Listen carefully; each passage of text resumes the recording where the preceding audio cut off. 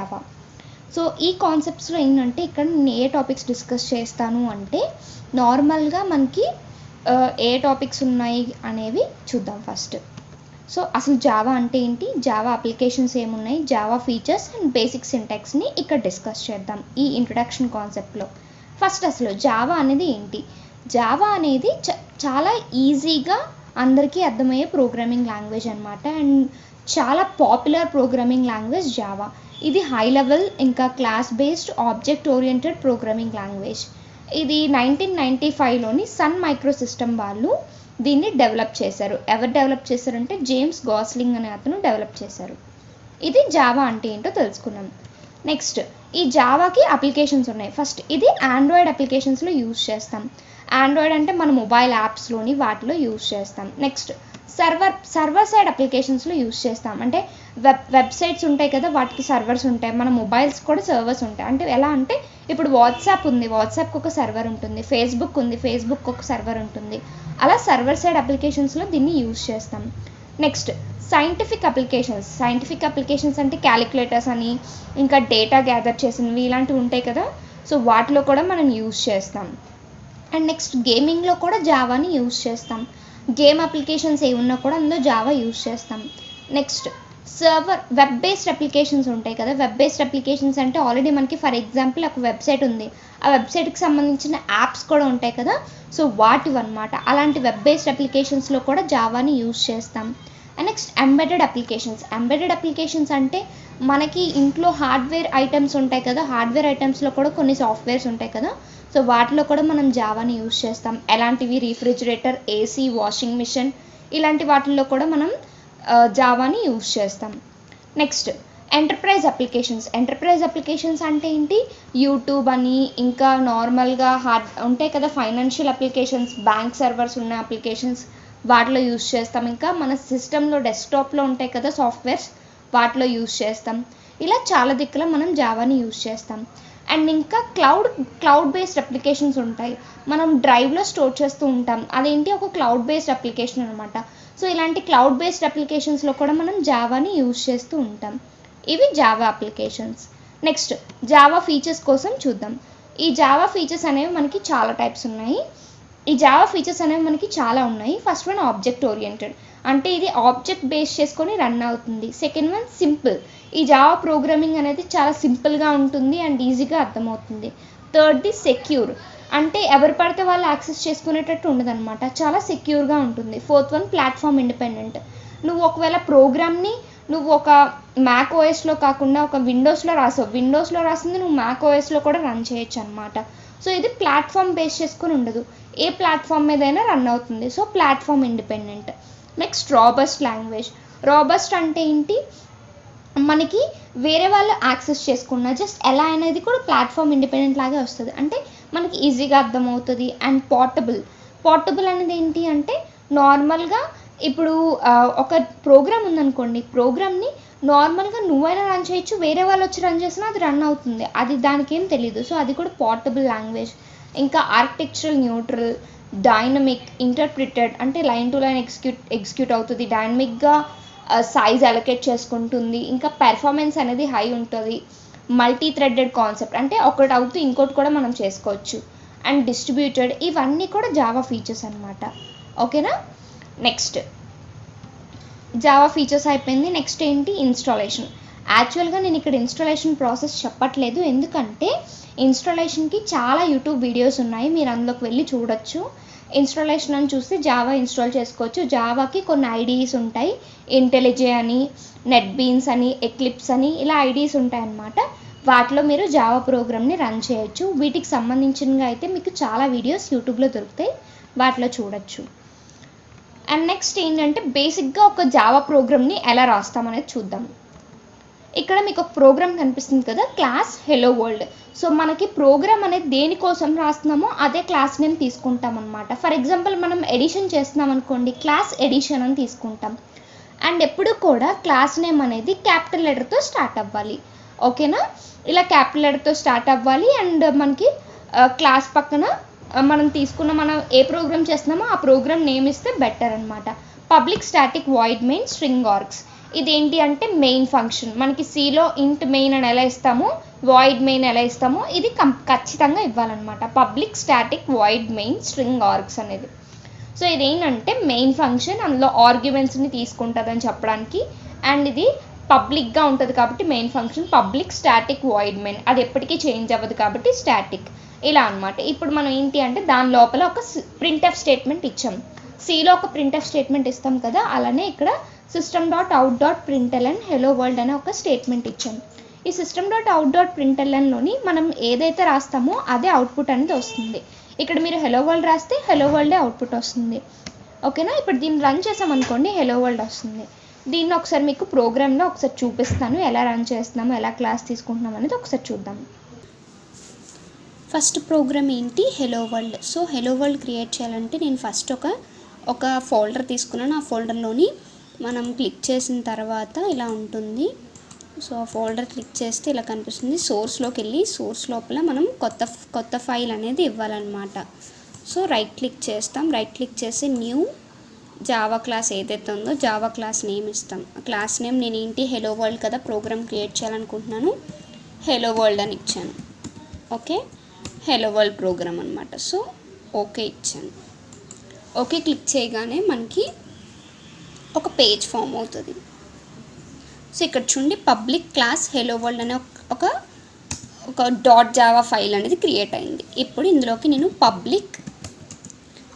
Black theme కదా, theme మారుస్తాను మీకు కనిపించడానికి.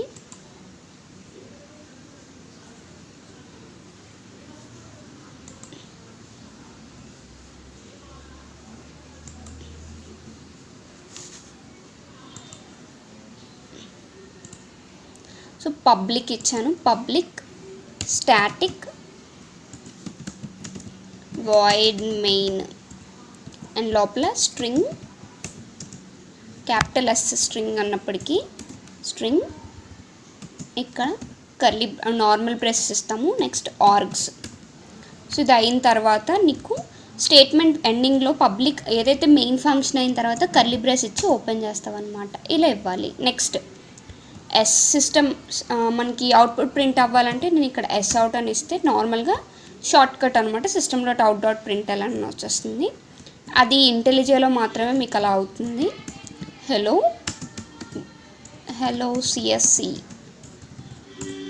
CSC and IT tutorial for you ఇది ఇచ్చాను. ఇప్పుడు దీన్ని ఒకసారి నేను రన్ చేస్తాను. సో ఇది కదా రన్ అవ్వాలి, రన్ హెలో వరల్డ్ అని ఇస్తాను. ఇక్కడ మనకి కిందన అవుట్పుట్ అనేది వస్తుంది. అది కొంచెం టైం తీసుకున్నా సరే మనకి కొంచెం టైం పడుతుంది అన్నమాట. సో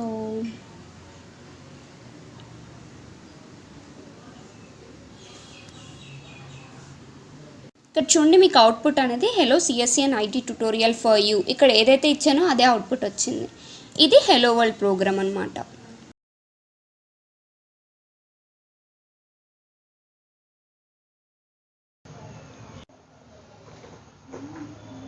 నెక్స్ట్ ఇంట్రొడక్షన్ కాన్సెప్ట్స్ అయిపోయింది. నెక్స్ట్ బేసిక్ కాన్సెప్ట్స్ చూద్దాం. జావాలో బేసిక్ కాన్సెప్ట్స్ ఏమున్నాయి? బేసిక్ కాన్సెప్ట్స్ అనగానే మనకి డేటా టైప్స్ అని, వేరియబుల్స్ అని, ఆపరేటర్స్, మెథడ్స్, కన్స్ట్రక్టర్స్, ఇవన్నీ కూడా బేసిక్ డేటా టైప్స్ అనమాట. సో ఇప్పుడు ఒక్కొక్క దానికోసం డీటెయిల్గా డిస్కస్ చేద్దాం. అసలు బేసిక్ డేటా టైప్స్ ఏమున్నాయి? డేటా టైప్ అంటే ఏంటి? డేటా టైప్ అనగానే మనకి మెమొరీలో స్టోర్ చేస్తాం. ఒక ఎలిమెంట్ని స్టోర్ చేయాలంటే అది పర్టికులర్ డేటా అనేది ఉంటుంది కదా. ఒక ఫైల్ స్టోర్ చేస్తున్నామంటే ఆ ఫైల్ అనేది ఒక ఫైల్ ఫార్మాట్, లేదు ఒక నెంబర్ని స్టోర్ చేస్తున్నామంటే అది ఒక ఇంటీజర్ అని చెప్తావు. ఒక ఫ్లోటింగ్ పాయింట్ నెంబర్ అంటే ఒక డెసిమల్ నెంబర్ని స్టోర్ చేస్తున్నావు అనుకో, అది ఫ్లోటింగ్ పాయింట్ నెంబర్ అని చెప్తావు. ఒక క్యారెక్టర్ని స్టోర్ చేస్తే అది క్యారెక్టర్ అని చెప్తావు. సో అలా నువ్వు మెమొరీలో ఏదైతే స్టోర్ చేస్తున్నావో దాన్ని ఎక్స్ప్లెయిన్ చేయడానికే నువ్వు డేటా టైప్ని యూజ్ చేస్తావు అనమాట. సో డేటా టైప్ అనేది ఏంటంటే ఈ డేటా టైప్స్ మనకి 2 టైప్స్ ఉన్నాయి, primitive data types and non primitive data types. ఈ ప్రిమిటివ్ డేటా టైప్స్కి వచ్చినప్పటికీ మనకి ప్రిమిటివ్ డేటా టైప్స్ మనకి ఎన్ని టైప్స్ ఉన్నాయంటే 8 types of primitive data types ఉన్నాయి. సో ఇక్కడ ప్రిమిటివ్ డేటా టైప్స్ ఫస్ట్ ఏంటి అంటే బైట్, అండ్ సెకండ్ ఏంటి అంటే షార్ట్. బైట్ అంటే బైట్స్ ఆఫ్ అంటే అది ఎయిదర్ 0 or 1 అలా బైట్స్, మెమొరీ అనేది బైట్స్లో స్టోర్ చేసుకుంటుంది. అండ్ షార్ట్, తక్కువ మెమరీ ఉందనుకో, మనం తీసుకుంది తక్కువ అనుకోండి, షార్ట్ యూస్ చేస్తాం, అది 2 bytes ఆఫ్ మెమరీనే తీసుకుంటుంది.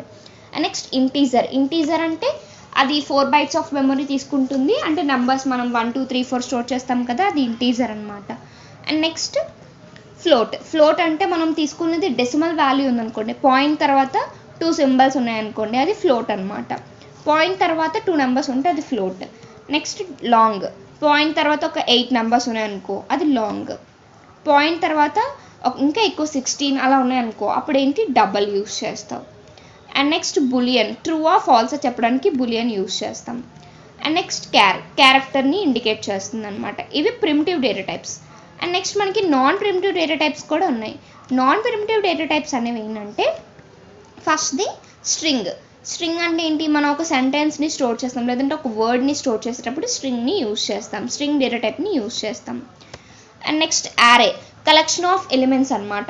ఇప్పుడు ఒకే డేటా టైప్ని, ఇప్పుడు నీకు నార్మల్గా ఎంప్లాయీ ఐడి ఉన్నాయి, ఒక కంపెనీ యొక్క ఎంప్లాయీ ఐడీస్ అన్నిటిని స్టోర్ చేయాలంటే నీకు ఎన్నోసార్లు వేరియబుల్స్ తీసుకోలేవు కదా, x ఈక్వల్స్ టు 1 అని, x ఈక్వల్స్ టు 2 అని, ఇలా వేరియబుల్స్ తీసుకోలేవు కదా. సో అప్పుడు యారే యూస్ చేసుకొని ఎంప్లాయీ ఐడీస్ అన్నిటిని ఒకే దగ్గర కలెక్షన్ ఆఫ్ సేమ్ డేటా టైప్ని స్టోర్ చేస్తాం అనమాట. అంటే ఎంప్లాయీ ఐడి అనేది అన్నీ కూడా యూనిక్గా ఉన్నా కూడా అదంతా నెంబర్స్లోనే ఉంటుంది. సో దాన్ని నువ్వు యారే యూస్ చేసుకొని స్టోర్ చేయొచ్చు అనమాట. ఇది నాన్ ప్రిమిటివ్ డేటా టైప్లో యారే అంటే. నెక్స్ట్ క్లాస్ అనేది ఇది కూడా ఇక్కడ నాన్ ప్రిమిటివ్ డేటా టైప్ అనమాట. నువ్వు ఒక క్లాస్ తీసుకొని క్లాస్కి సంబంధించినవన్నీ చేస్తూ ఉంటావు కదా. సో ఇది ముందుకి మీకు ఈ క్లాస్ అనేది మీకు ఊప్స్ కాన్సెప్ట్ చెప్పేటప్పుడు మీకు బాగా అర్థమవుతుంది. నెక్స్ట్ ఇంటర్ఫేస్, ఈ క్లాస్ అండ్ ఇంటర్ఫేస్ రెండు కూడా మనకి ఊప్స్ కాన్సెప్ట్స్లో మీకు బాగా ఎక్స్ప్లెయిన్ చేసి చెప్తాను. ఇవి 4 types of non primitive data types. Next variables. So variables ఏమున్నాయి, అసలు వేరియబుల్ అంటే ఏంటి, నార్మల్గా నీకు ఒక 10 అనే నెంబర్ ఉంది, ఆ నెంబర్ని నువ్వు మెమొరీలో స్టోర్ చేయాలనుకుంటున్నావు, డైరెక్ట్గా 10 అని స్టోర్ చేయవు కదా, దాన్ని ఒక వాల్యూ, ఆ వాల్యూని తీసుకెళ్ళి ఒక వేరియబుల్లో స్టోర్ చేస్తావు అనమాట. అలా int i ఈక్వల్స్ టు 10 అని తీసుకున్నాం అంటే i అనే, ఫర్ ఎగ్జాంపుల్కి ఎలా చెప్తాము, నేను ఒక ప్రోగ్రామ్ ఎగ్జిక్యూట్ చేశాను, ప్రోగ్రామ్ని ఏదో ఒక నేమ్తో సేవ్ చేస్తాను కదా, అలా ఏదో ఒక నేమ్తో సేవ్ చేసిన దాన్ని ఇక్కడ నేమ్ని మనం వేరియబుల్ అంటాం అనమాట. int i equals to 10. So int అనేది ఏంటి, డేటా టైప్, ఇది ఇంటీజర్ అనమాట. సో 10 అనేది ఇంటీజర్ కాబట్టి ఇంటీజర్ని ఇండికేట్ చేస్తుంది. int i equals to 10. So next i equals to 10, i అనేది ఇక్కడ వేరియబుల్ నేము, 10 అనేది ఏంటంటే అది ఏదైతే స్టోర్ చేస్తున్నామో దాని వాల్యూ అనమాట. ఇప్పుడు మెమొరీలో ఎలా స్టోర్ అవుతుందో మీకు ఇక్కడ పక్కన కనిపిస్తుంది కదా, ఇది మెమొరీ అని తీసుకుంటే ర్యామ్లోని ఒక చిన్న పార్ట్ అనేది ఒక 10 అని రిజర్వ్ చేసుకుంటుంది, 10 అని స్టోర్ అయింది, ఆ పార్ట్ని మనం i అంటాం అనమాట. ఇది వేరియబుల్ అంటే.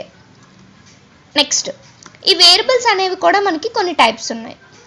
ఈ వేరియబుల్స్ నార్మల్గా డిక్లరేషన్ ఎలా చేస్తామంటే, ఇక్కడ చూడండి కిందన data type variable equals to value, అంటే వేరియబుల్ x అయితే x, ఏ అయితే ఏ, b అయితే b, దానికి కొంత వాల్యూ ఇస్తాం అనమాట. ఒకవేళ ఇంటీజర్స్ని స్టోర్ చేయాలంటే int abc అని చెప్పేసి డిక్లేర్ చేస్తావు. అండ్ వాటికి వాల్యూస్ పక్కనే ఇవ్వాలంటే int a equals to 10, b equals to 10 ఇలా ఇచ్చాం. లేదు బైట్స్లో స్టోర్ చేయాలనుకో, byte b equals to 22, so byte అని డిక్లేర్ చేసుకున్నాం. డబల్, ఎందుకు, పాయింట్ తర్వాత ఎక్కువ నెంబర్స్ ఉంటే అది డబల్తో స్టోర్ చేస్తాం. పై వాల్యూ ఏంటి 3.14159 కదా, సో పై ఈక్వల్స్ టు 3.1459 ఇచ్చాం, అది డబల్లో స్టోర్ చేసాం. క్యారెక్టర్ ఏ ఈక్వల్స్ టు, చూడండి క్యారెక్టర్కి అన్నిటికీ మనం సింగిల్ కోట్స్ పెట్టలేదు కానీ క్యారెక్టర్కి పెట్టాం. క్యారెక్టర్ అయినా స్ట్రింగ్ అయినా సింగిల్ కోట్స్, క్యారెక్టర్ అయితే సింగిల్ కోట్స్ పెడతాం, స్ట్రింగ్ అయితే డబుల్ కోట్స్ పెట్టి స్టోర్ చేస్తాం అనమాట. అది పర్టికులర్గా స్ట్రింగ్ అని తెలియడానికి అనమాట. ఇది వేరియబుల్స్. అండ్ వేరియబుల్స్ మనకి 3 types ఆఫ్ వేరియబుల్స్ ఉన్నాయి. ఆ వేరియబుల్స్ని ఒక్కొక్కటి డిస్కస్ చేద్దాం. ఫస్ట్ లోకల్ వేరియబుల్స్, అంటే నువ్వు వేరియబుల్ని లోకల్గా డిక్లేర్ చేస్తే అది లోకల్ వేరియబుల్ అవుతుంది. నెక్స్ట్ ఇన్స్టాన్స్ ఆఫ్ వేరియబుల్ ఏంటంటే, ఒక్కసారి నువ్వు క్లాస్ నేమ్ క్రియేట్ చేసిన తర్వాత వెంటనే వేరియబుల్ క్రియేట్ చేస్తే దాన్ని ఇన్స్టాన్స్ ఆఫ్ వేరియబుల్ అంటాం. నెక్స్ట్ థర్డ్ వన్ ఏంటి అంటే క్లాస్ ఆర్ స్టాటిక్ వేరియబుల్. ఇప్పుడు ఒక్కొక్క దానికోసం డీటెయిల్గా చూద్దాం అండ్ వాటి ఎగ్జాంపుల్స్ కూడా చూద్దాం. ఫస్ట్ లోకల్ వేరియబుల్ కోసం చూద్దాం. లోకల్ వేరియబుల్ అంటే ఏంటి? లోకల్ వేరియబుల్ అనేది నువ్వు ఏదైతే మెథడ్ కానీ కన్స్ట్రక్టర్ కానీ ఏదైనా క్రియేట్ చేసిన తర్వాత దాని లోపల డిక్లేర్ చేస్తావు, క్లాస్ లోపల కాదు. క్లాస్ లోపల మెథడ్ క్రియేట్ చేసి ఆ మెథడ్ లోపల వేరియబుల్ని డిక్లేర్ చేస్తే దాన్ని లోకల్ వేరియబుల్ అంటాం. సో ఇది మెథడ్ లోపల కానీ కన్స్ట్రక్టర్ లోపల కానీ డిఫైన్ చేస్తాం. అండ్ ఇంకా దీనికి యాక్సెస్ మోడిఫైయర్స్ అనేవి యూస్ చేయము లోకల్ వేరియబుల్స్కి. ఇది పబ్లిక్గా ఉండాలి అనేవి ఉండదు, ఎందుకంటే నువ్వు మెథడ్ లోపల ఇచ్చావంటే మెథడ్ లోపల అది ఖచ్చితంగా యాక్సెస్ చేసుకుంటుంది అలా అనమాట. సో నువ్వు యాక్సెస్ మోడిఫైయర్ని యూస్ చేయవు లోకల్ వేరియబుల్ పక్కన. ఇది లోకల్ వేరియబుల్. అండ్ దీని ఎగ్జాంపుల్ చూద్దాం. నెక్స్ట్ ప్రోగ్రామ్ ఏంటి అంటే లోకల్ వేరియబుల్. సో మళ్ళీ కొత్త క్లాస్ తీసుకుంటున్నాను, అంటే మనకి లోకల్ వేరియబుల్కి ఎగ్జాంపుల్ కదా. సో లోకల్ వేరియబుల్ అనే క్లాస్ తీసుకుంటున్నాను. ఓకే, సో ఇప్పుడు లోకల్ వేరియబుల్ అనే క్లాస్ వచ్చింది కదా, దీంట్ లోపలికి ఎలా ఇస్తామంటే పబ్లిక్, లోకల్గా ఒక వేరియబుల్ని డిక్లేర్ చేసుకోవాలి. పబ్లిక్ వాయిడ్ మై ఏజ్ అని చెప్పేసి ఒక మెథడ్ని డిక్లేర్ చేస్తాను. ఇది ఒక మెథడ్ అనమాట. మై ఏజ్ అనేది అది ఒక మెథడ్. ఎంటర్ క్లిక్ చేసిన తర్వాత ఇక్కడ నేను వేరియబుల్ని డిక్లేర్ చేస్తున్నాను. మెథడ్ లోపల వేరియబుల్ డిక్లేర్ చేస్తున్నాను. ఇంట్ ఏజ్ ఈక్వల్స్ టు ఇనీషియల్గా 0 ఇచ్చాను, కానీ ఇప్పుడు తర్వాతకి ఏజ్ అని చేంజ్ అవ్వాలి. Age equals to age plus 17 for ఎగ్జాంపుల్గా ఇచ్చాను. సో ఇప్పుడు నాకు ఏం చేయాలంటే ఈ అవుట్పుట్ ఏజ్ అనేది ప్రింట్ అవ్వాలి.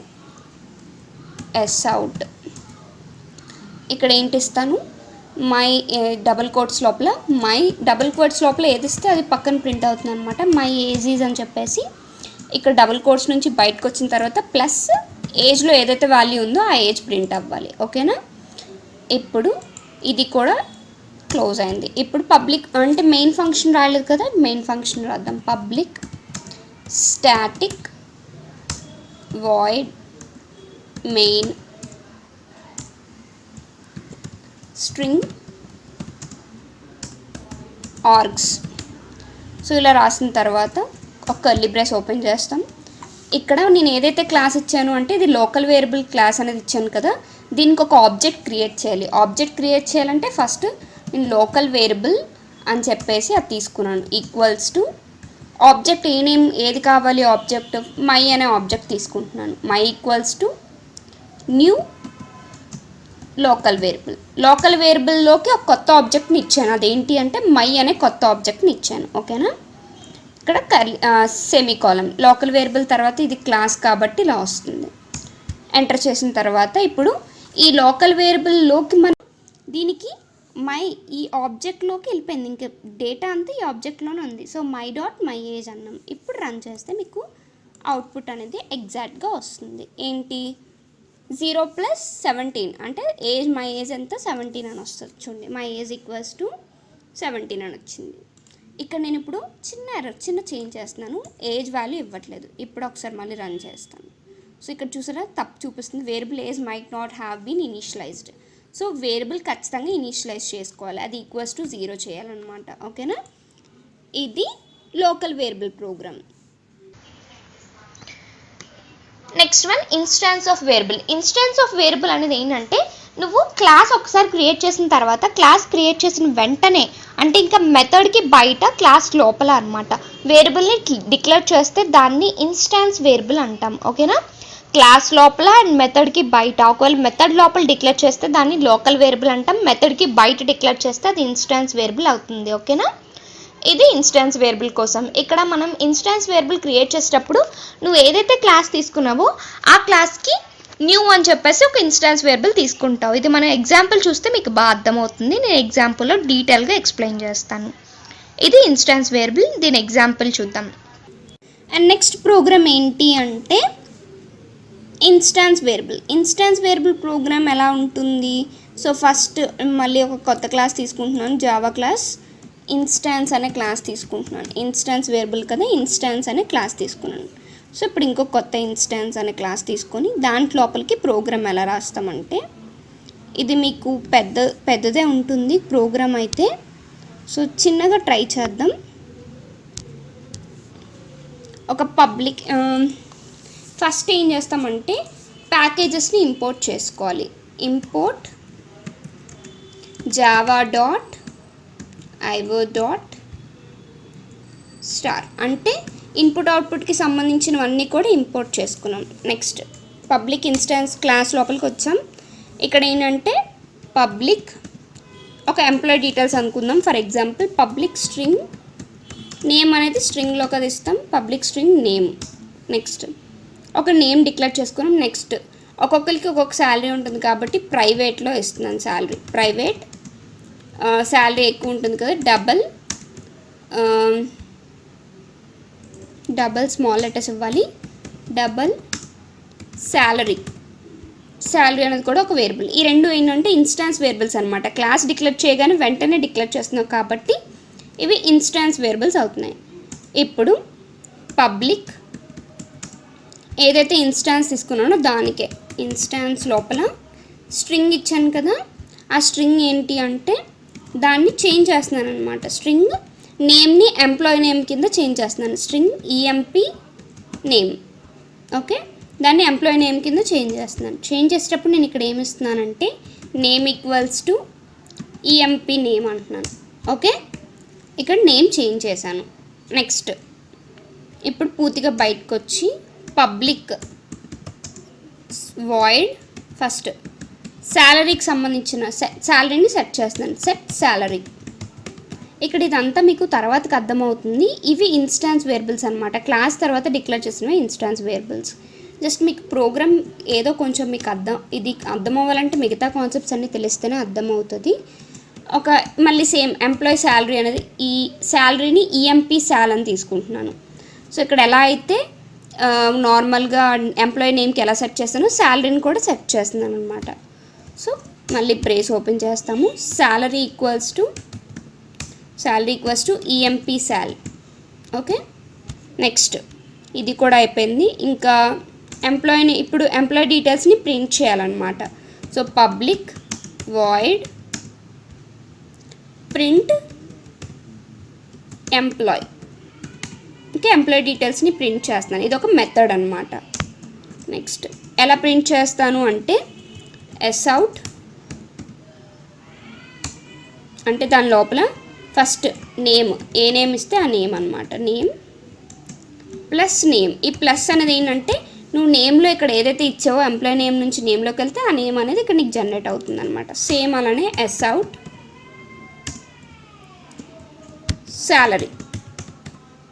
శాలరీ అని చెప్పేసి నీకు ఆ శాలరీ ఎంత ఉందో ఆ శాలరీ ప్రింట్ అవుతుంది. ఓకే, ఇది అయిపోయింది. నెక్స్ట్ ఏంటి అంటే ఇప్పుడు మెయిన్ ఫంక్షన్ ఉండాలి కదా మన ప్రోగ్రామ్కి. Public static void main string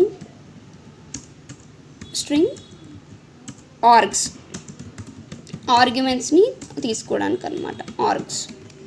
ఇప్పుడు కర్లీ బ్రేస్ ఓపెన్ చేయాలి. ఒకటి ఓపెన్ చేస్తే ఖచ్చితంగా దాని క్లోజ్ ఎక్కడో ఒక దగ్గర ఉండాలి. ఇలాంటి ఐడియాస్ వాడితే మీకు డైరెక్ట్గా క్లోజింగ్ అనేది వాడే ఇచ్చేస్తాడు. ఇప్పుడు ఏం చేస్తున్నావు అంటే నువ్వు తీసుకున్న క్లాస్ ఏంటి ఇన్స్టాన్స్, దానికి ఒక ఆబ్జెక్ట్ని క్రియేట్ చేస్తున్నావు. ఇన్స్టాన్స్ అనే క్లాస్ తీసుకొని ఆబ్జెక్ట్ ఏంటి అంటే ఈఎంపీ అనే ఆబ్జెక్ట్ని క్రియేట్ చేస్తున్నాను నేను. ఓకే, ఎంప్లాయీ 1 కదా, సో ఫస్ట్ ఎంప్లాయీ ఈఎంపీ 1 అనే ఒక ఆబ్జెక్ట్ని క్రియేట్ చేస్తాను. ఈక్వల్స్ టు న్యూ ఏంటి ఆబ్జెక్ట్ మన class name instance. So instance and ఇప్పుడు దాని లోపలికి నేను నేమ్ ఇస్తున్నాను అనమాట. ఏ నేమ్ ఇస్తున్నాను, మన ఫర్ ఎగ్జాంపుల్గా సిఎస్సి అండ్ ఐటీ అనే ఇస్తున్నాను for example. Okay, CSC and IT అని ఇచ్చాను. ఇప్పుడు ఆ నేమ్ తీసుకుంటుంది, ఎక్కడికి ఎంప్లాయీ నేమ్లోకి తీసుకుంటుంది. నెక్స్ట్ ఇప్పుడు ఈఎంపీ 1 అనే ఆబ్జెక్ట్ క్రియేట్ చేశాను కదా, దీని నుంచి కాల్ చేసుకుంటాను ఏంటి శాలరీ అండ్ నేమ్ని. ఓకే, అంటే సెట్ శాలరీ ఉంది కదా, సెట్ శాలరీని కాల్ చేసుకుంటాను. శాలరీ లోపలికి ఎంత పంపిస్తున్నాను వాల్యూ అంటే ఒక 50,000 వాల్యూని పంపిస్తున్నాను. నెక్స్ట్ ఇప్పుడు ఈఎంపీ దీన్ని యూజ్ చేసుకొని ఈఎంపీ 1ని యూజ్ చేసుకొని నేను ఇంకా ఎంప్లాయీ డీటెయిల్స్ కూడా ప్రింట్ చేయాలనుకుంటున్నాను. ప్రింట్ ఎంప్లాయీ ఇచ్చాను. ఓకే, ఇప్పుడు దీనికి మొత్తం అన్నీ క్లోజ్ అయ్యేలేదు చూసుకుందాం. సరిపోయింది, అన్నిటికీ క్లోజింగ్ సరిపోయింది. ఇప్పుడు దీన్ని ఒకసారి రన్ చేస్తాను. రన్ చేస్తే మనకి అవుట్పుట్ ఎలా వస్తుంది, నేమ్గా వస్తుందా, శాలరీలా వస్తుందా చూడాలి. సో వచ్చింది అవుట్పుట్. నేమ్ ఏంటి సిఎస్సి అండ్ ఐటీ అని వచ్చింది, శాలరీ 50,000 అని వచ్చింది. చూసారా ఇక్కడ ఇదన్నమాట. అంటే నువ్వు లోకల్గా ఇది ఇన్స్టాన్స్ ఆఫ్ వేరియబుల్. ఇక్కడ వేరియబుల్ని డిక్లేర్ చేసుకున్నావు, వాటిలోకి వాల్యూస్ని ఎలా పంపించావు అంటే ఈఎంపీ నేమ్ ఈఎంపీ శాల్ అని పంపించావు. ఇలా అన్నమాట. ఇక్కడ సెట్ శాలరీ లోపలికి అంటే శాలరీ లోపలికి వెళ్ళి ఇక్కడ ఈఎంపీ శాలరీలోకి 50,000 ఇక్కడికి వెళ్ళింది. ఇది ఒకసారి డీబగ్ చేసి చూపించడానికి, అంటే మీకు ఇంకా కాన్సెప్ట్స్ తెలియదు కదా, ముందుకు వెళ్ళినప్పటికీ నేను ప్రోగ్రామ్ ఎగ్జిక్యూషన్ కూడా డీబగ్ చేసి చూపిస్తాను. సో ఈ 50,000 అనేది ఇక్కడికి వెళ్తుంది, ఇక్కడ సేవ్ అయింది. ఈఎంపీ శాలరీ అంటే శాలరీ లోపలికి 50,000 సేవ్ అయింది. ఇక్కడ దాన్ని కాల్ చేసుకున్నప్పుడు శాలరీ 50,000 అని డిస్ప్లే అవుతుంది. నెక్స్ట్ సేమ్ ఇక్కడ చూడండి, ఇన్స్టాన్స్ ఆఫ్ ఆబ్జెక్ట్ క్రియేట్ చేసినప్పుడు ఈఎంపీ నేమ్ అనేది క్రియేట్ చేసుకున్నాం. సో ఆ నేమ్లోకి వెళ్తుంది అనమాట. ఇది ఏంటి ఇన్స్టాన్స్ వేరియబుల్ యొక్క ఎగ్జాంపుల్. నెక్స్ట్ వేరియబుల్ ఏంటి అంటే class and static variable. So class variable, class అయినా స్టాటిక్ వేరియబుల్ అయినా ఏదైనా ఒకటే. ఒక్కసారి నువ్వు డిక్లేర్ చేసిన తర్వాత దాన్ని ఎక్కడా చేంజ్ చేయలేవు. దాన్ని అవుట్ సైడ్ మెథడ్ అయినా డిక్లేర్ చేయొచ్చు. స్టాటిక్ వేరియబుల్ అనేది నువ్వు మెథడ్కి బయట డిక్లేర్ చేయొచ్చు, కన్స్ట్రక్టర్ కూడా బయట డిక్లేర్ చేయొచ్చు అనమాట. అంటే నువ్వు క్లాస్ లోపల కన్స్ట్రక్టర్కి బయట డిక్లేర్ చేయొచ్చు. ఇన్స్టాన్స్ ఆఫ్ వేరియబులే, కాకపోతే ఇన్స్టాన్స్ ఆఫ్ వేరియబుల్ పక్కన మనం స్టాటిక్ అని పెట్టమన్నమాట, నార్మల్గా డిక్లేర్ చేస్తాం. కానీ స్టాటిక్ వేరియబుల్స్కి నువ్వు స్టాటిక్ అని డిక్లేర్ చేసుకొని స్టాటిక్ అని కీవర్డ్ ఇచ్చి డిక్లేర్ చేసావనుకో, అండ్ ఇంకా అది పబ్లికా, ప్రైవేటా, ఫైనలా ఇలా డిక్లేర్ చేసుకుంటావు అనమాట పక్కన. సో ఒక వేరియబుల్ ఇన్స్టాన్స్ ఆఫ్ వేరియబుల్ అవ్వచ్చు. ఇన్స్టాన్స్ ఆఫ్ వేరియబుల్ పక్కన ఒక వేరియబుల్ పక్కన స్టాటిక్ కానీ, పబ్లిక్ కానీ, ప్రైవేట్ కానీ, ఫైనల్ కానీ ఏదైనా ఉందనుకో అది స్టాటిక్ వేరియబుల్ అవుతుంది. అలా లేకుండా ఉందనుకోండి అప్పుడు అది ఏమవుతుంది అంటే ఇన్స్టాన్స్ వేరియబుల్ అవుతుంది. ఈ స్టాటిక్ వేరియబుల్ యొక్క ఎగ్జాంపుల్ కూడా ఒకసారి డిస్కస్ చేద్దాం.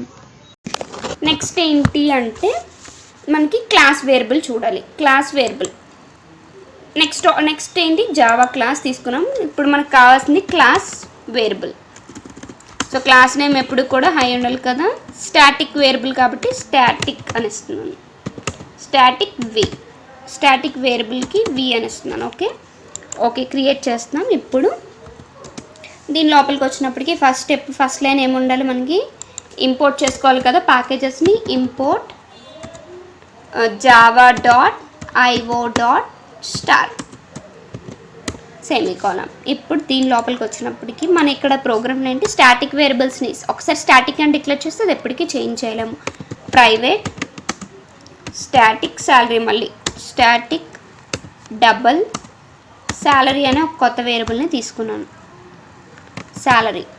ఓకే ఇప్పుడు మళ్ళీ పబ్లిక్, ఇప్పుడు స్టాటిక్ అని డిక్లేర్ చేస్తుంది. పబ్లిక్ స్టాటిక్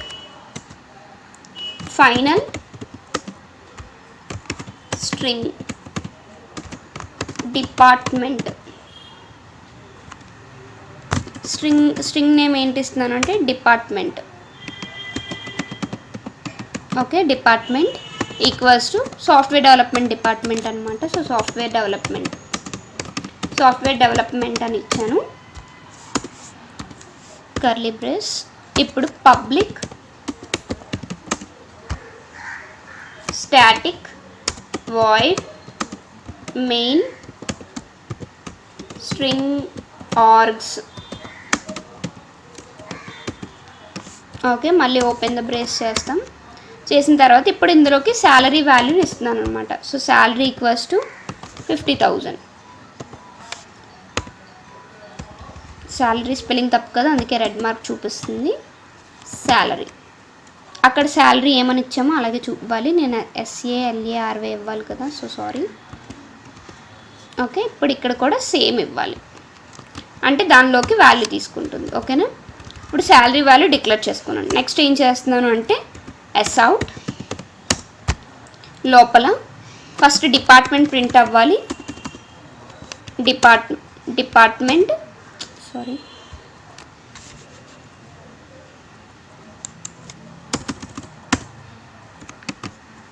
డిపార్ట్మెంట్ అండ్ తర్వాత యావరేజ్ శాలరీ ప్రింట్ అవ్వాలి. So average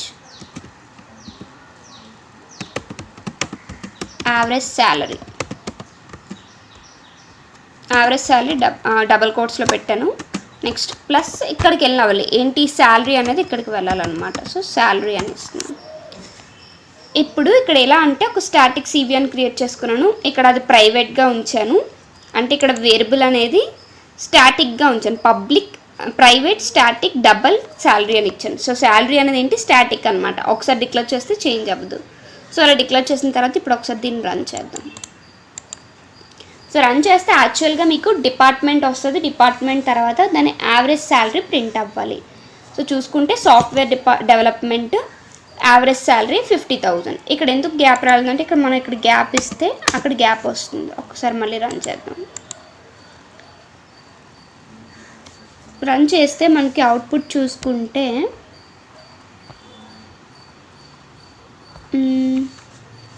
okay. అండ్ ఇక్కడికి వచ్చినప్పటికీ ఈ ప్లస్ తర్వాత గ్యాప్ ఇవ్వాలి. ఇప్పుడు ఒకసారి మళ్ళీ రన్ చేస్తాను. అంటే మనకి గ్యాప్స్ ఇవ్వడం కూడా తెలియాలి కదా మీకు ప్రింట్ చేసేటప్పుడు. ప్లస్ తర్వాత గ్యాప్ ఇస్తే మనకి గ్యాప్ అనేది వస్తుంది.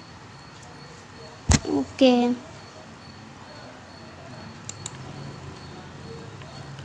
ఇదేంటి అంటే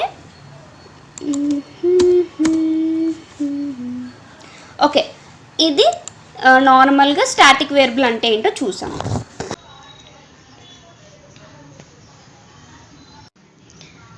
నెక్స్ట్ వేరియబుల్స్ అయిపోయింది కదా. నెక్స్ట్ టాపిక్ ఏంటి? ఆపరేటర్స్. ఆపరేటర్స్ అంటే మనకి చాలా చాలా ఇంపార్టెంట్. ఆపరేటర్స్ అండ్ లూప్స్ అనేవి వస్తే మీకు సకానికి సగం జావా ప్రోగ్రామింగ్ అనేది వచ్చేసినట్టే. సో ఆపరేటర్స్ అనేవి చాలా కాన్సన్ట్రేషన్గా వినండి. నేను ఆపరేటర్స్ యొక్క ఎగ్జాంపుల్స్ కూడా డిస్కస్ చేస్తాను. అవి చూస్తే మీకు అర్థమవుతుంది. ఒక్కటి కూడా మిస్ చేయొద్దు. ఆపరేటర్స్ చాలా చాలా ఇంపార్టెంట్. ఫస్ట్ వన్ ఏంటి అంటే అర్థమెటిక్ ఆపరేటర్.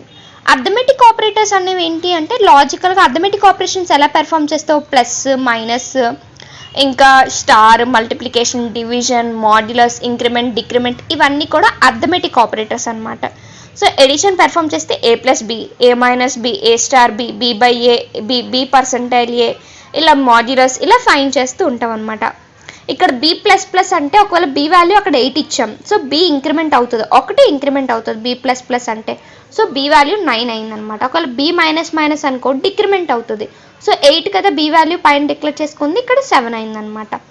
ఇలా అర్థమెటిక్ ఆపరేటర్స్ అనేవి ఎలా ఉంటుందో ఒకసారి ఒక ఎగ్జాంపుల్ చూసుకొని మీకు డిస్కస్ చేస్తే, ఒక ఎగ్జాంపుల్ చూస్తే మీకు బాగా అర్థమవుతుంది.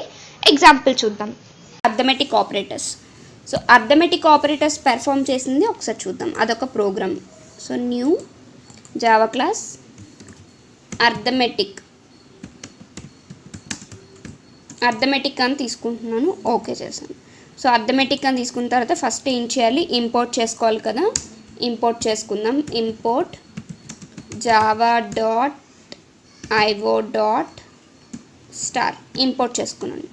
నెక్స్ట్ ఇప్పుడు అర్థమెటిక్ లోపలికి ఫస్ట్ ఏం చేస్తాను అంటే ఫస్ట్ మనం ఒక మెథడ్ తీసుకోవాలి కదా. సో పబ్లిక్ మెయిన్ ఫంక్షన్ ఇచ్చేద్దాం. స్టాటిక్ వాయిడ్ మెయిన్ స్ట్రింగ్ అంటే ఆబ్జెక్ట్ కాల్ అది లేకపోతే డైరెక్ట్గా మెయిన్ ఫంక్షన్ నుంచి ఇస్తాం. ఒకవేళ ఆబ్జెక్ట్ని క్రియేట్ చేయాలంటే అప్పుడు లాస్ట్లో మెయిన్ ఫంక్షన్ ఇస్తాం. లాజిక్ అంతా రాసిన తర్వాత ఒక మెథడ్ డిక్లేర్ చేసి మనం ఆబ్జెక్ట్ యూజ్ చేయాలి ఖచ్చితంగా అనుకుంటే అప్పుడు మెయిన్ ఫంక్షన్ కింద రాస్తాం. ఒకవేళ అదేం లేదు అనుకుంటే మెయిన్ ఫంక్షన్ని పైన రాస్తాం. ఓకేనా, ఆర్గ్స్. సో ఇప్పుడు ఇక్కడ మనం చేస్తుంది నార్మల్గా అర్థమెటిక్ ఆపరేషన్స్ కాబట్టి డైరెక్ట్గా ఇచ్చేస్తాను. ఇంట్ num1 ఈక్వల్స్ టు 2, num1 కాకుండా x అని తీసుకుంటున్నాను. x equals to 2 and y equals to 3 ఇచ్చాను. అండ్ ఇప్పుడు మనం పెర్ఫామ్ చేసేది సమ్ ఆపరేషన్ పెర్ఫామ్ చేస్తాం. సో సమ్ ఈక్వల్స్ టు 0 తీసుకుంటున్నాను. అండ్ సబ్స్ట్రాక్షన్ పెర్ఫామ్ చేస్తున్నాను. Sub equals to 0. Multiplication perform చేస్తున్నాను. మళ్ళీ ఈక్వల్స్ టు 0. అండ్ ఇంకా ఏవేవి పెర్ఫామ్ చేస్తున్నా అవన్నీ ఫస్ట్ ఇనిషియలైజ్ చేసుకోవాలి ఈక్వల్స్ టు 0 అని చెప్పి. నెక్స్ట్ డివిజన్ అయిపోయింది. మోడ్ ఇవన్నీ పెర్ఫామ్ చేస్తాం కాబట్టి అండ్ ఇవి తీసుకుంటున్నాం. ఓకే, ఇప్పుడు ఏం చేస్తానంటే ఒక్కొక్క దాన్ని అవుట్పుట్ని చూపిస్తాను. ఫస్ట్ సమ్ కావాలి. Sum equals to x plus y అంటాను. సో వై ఈ ఆన్సర్ సమ్లో స్టోర్ అవుతుంది. Next sub equals to x minus y అంటాను.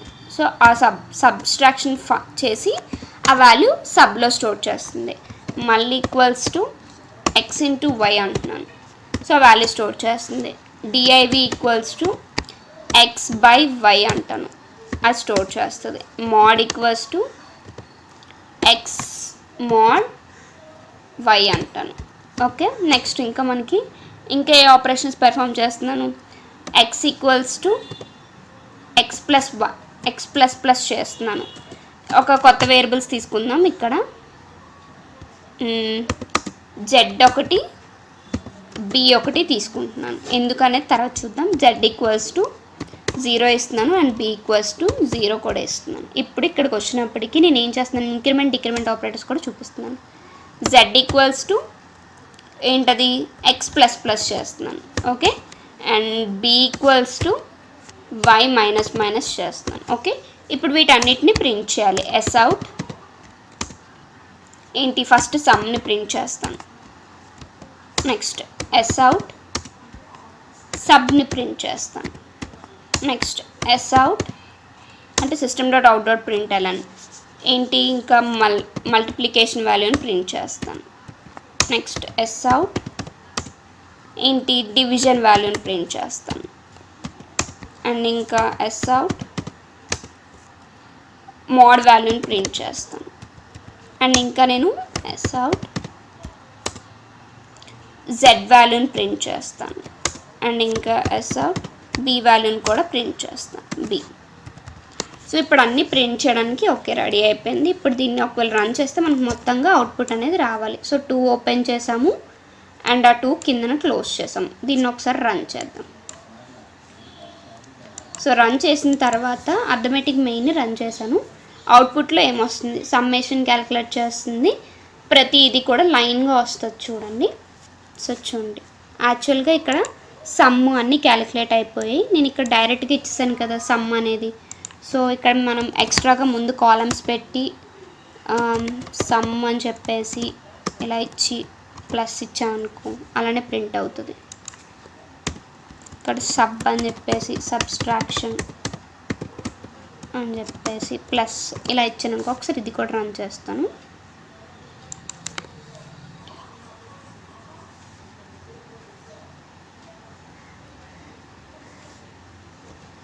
మీకు రన్ చేస్తే చూడండి సమ్ 5 సబ్స్ట్రాక్షన్ -1 అని వచ్చింది చూసారా, అలా అనమాట. ఇలా ముందునిస్తే మీకు అలా కూడా వస్తుంది.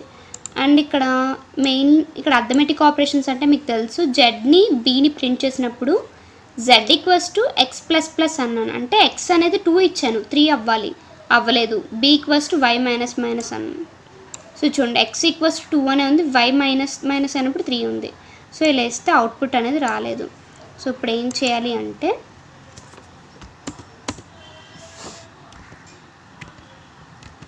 వై మైనస్ మైనస్ చేశాను. ఇప్పుడు ఇక్కడ ఎక్స్ని అండ్ వైని ప్రింట్ చేస్తాను. ఒకసారి రన్ చేద్దాం మళ్ళీ.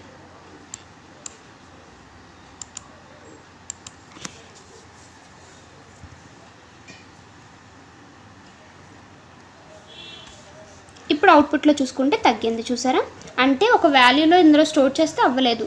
యాక్చువల్గా ఇప్పుడు ఎక్స్ వాల్యూ ఎంత అయింది అంటే 2ని ఇంక్రిమెంట్ చేసాం కాబట్టి 3, వైని డిక్రిమెంట్ చేసాం కాబట్టి 2 ప్రింట్ అయింది. ఇదేంటి అంటే arithmetic operations. And next operator ఏంటి అంటే రిలేషనల్ ఆపరేటర్. రిలేషనల్ ఆపరేటర్స్ అంటే equals to or, not equals to or, greater than less than equals to, greater than equals to, ఇలా అనమాట.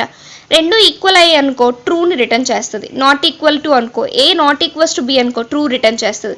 ఏ గ్రేటర్ దాన్ బి అయితే కండిషన్ ట్రూ అయితే true return చేస్తుంది, condition false అయితే falls return చేస్తుంది.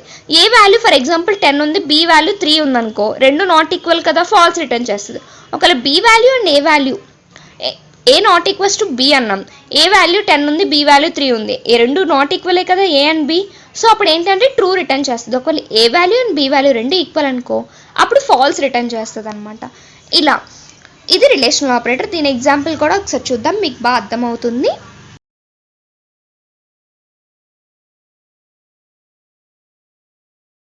Next operator ఏంటి అంటే మనకి next operator relational operator. So new class, relational class తీసుకుంటున్నాను. రిలేషనల్ క్లాస్ నేమ్ ఎప్పుడు క్యాపిటల్ ఉండాలి, రిలేషనల్ అని తీసుకున్నాను. మెథడ్ నేమ్ ఎప్పుడు కూడా స్మాల్ ఉండాలి.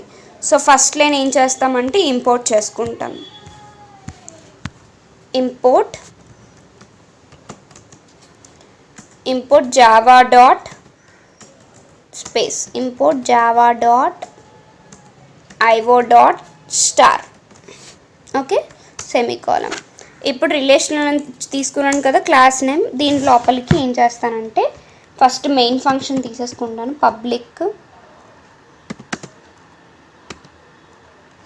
పబ్లిక్ స్పెల్లింగ్ తప్పు, అందుకే అలా వచ్చింది. పబ్లిక్ స్టాటిక్ వాయిడ్ మెయిన్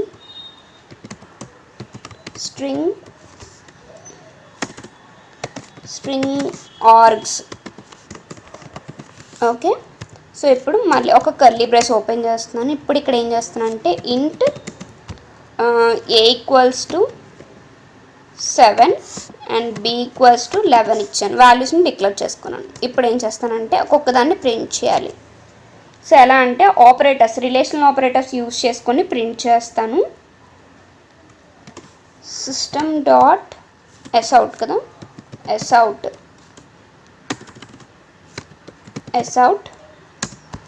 ఎస్అవుట్ లోపల a ఈక్వల్స్ టు b అయితే మనకి ట్రూ అని ప్రింట్ చేస్తుంది.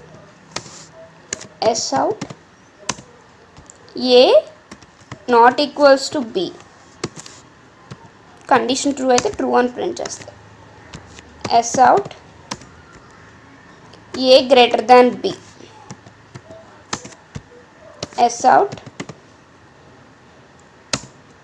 a less than b, ఎస్అవుట్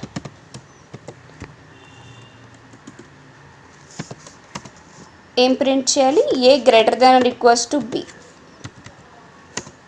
ఎస్అవుట్ a less than or equals to b. ఇవన్నీ కాదా ట్రూ ఆర్ ఫాల్స్ ప్రింట్ చేస్తారు. చూడండి ఫస్ట్ ఇది ప్రోగ్రామ్ అనమాట, అంటే రిలేషనల్ ఆపరేటర్స్ని యూజ్ చేశాను. ఇప్పుడు దీన్ని రన్ చేస్తాను. సో రన్ చేసిన తర్వాత ఒకవేళ కండిషన్ ట్రూ అయితే ట్రూ అని ప్రింట్ అవుతుంది, కండిషన్ ఫాల్స్ అయితే ఫాల్స్ అని ప్రింట్ అవుతుంది. చూడండి ఫస్ట్ది a equals to B, 7 and 11 equals to కాదు, సో ఫాల్స్ ప్రింట్ అయింది.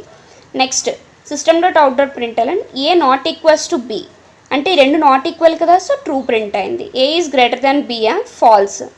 a is less than b, true, so true print అయింది. a is greater than or equals to కాదు, a is less than equals to true. So ఇలా false true print అవుతుంది అనమాట. ఇది relational operator. And next operator ఏంటి అంటే bitwise operator. Bitwise operators అంటే bitwise and, bitwise or, bitwise exclusive or, bitwise complement, bitwise shift left, bitwise shift right, ఇలాంటివన్నీ ఉంటాయన్నమాట. So ఇది మీకు అర్థం అవ్వాలంటే నార్మల్గా మనకి లాజిక్, మీకు డిజిటల్ లాజిక్ డిజైన్ కొంతమందికి తెలియకపోవచ్చు కదా. సో మనకి గేట్స్ అనేవి ఉంటే ఆ గేట్స్ బేస్ చేసుకొని బిట్వైజ్ ఆపరేటర్ అనేది ఉంటుంది.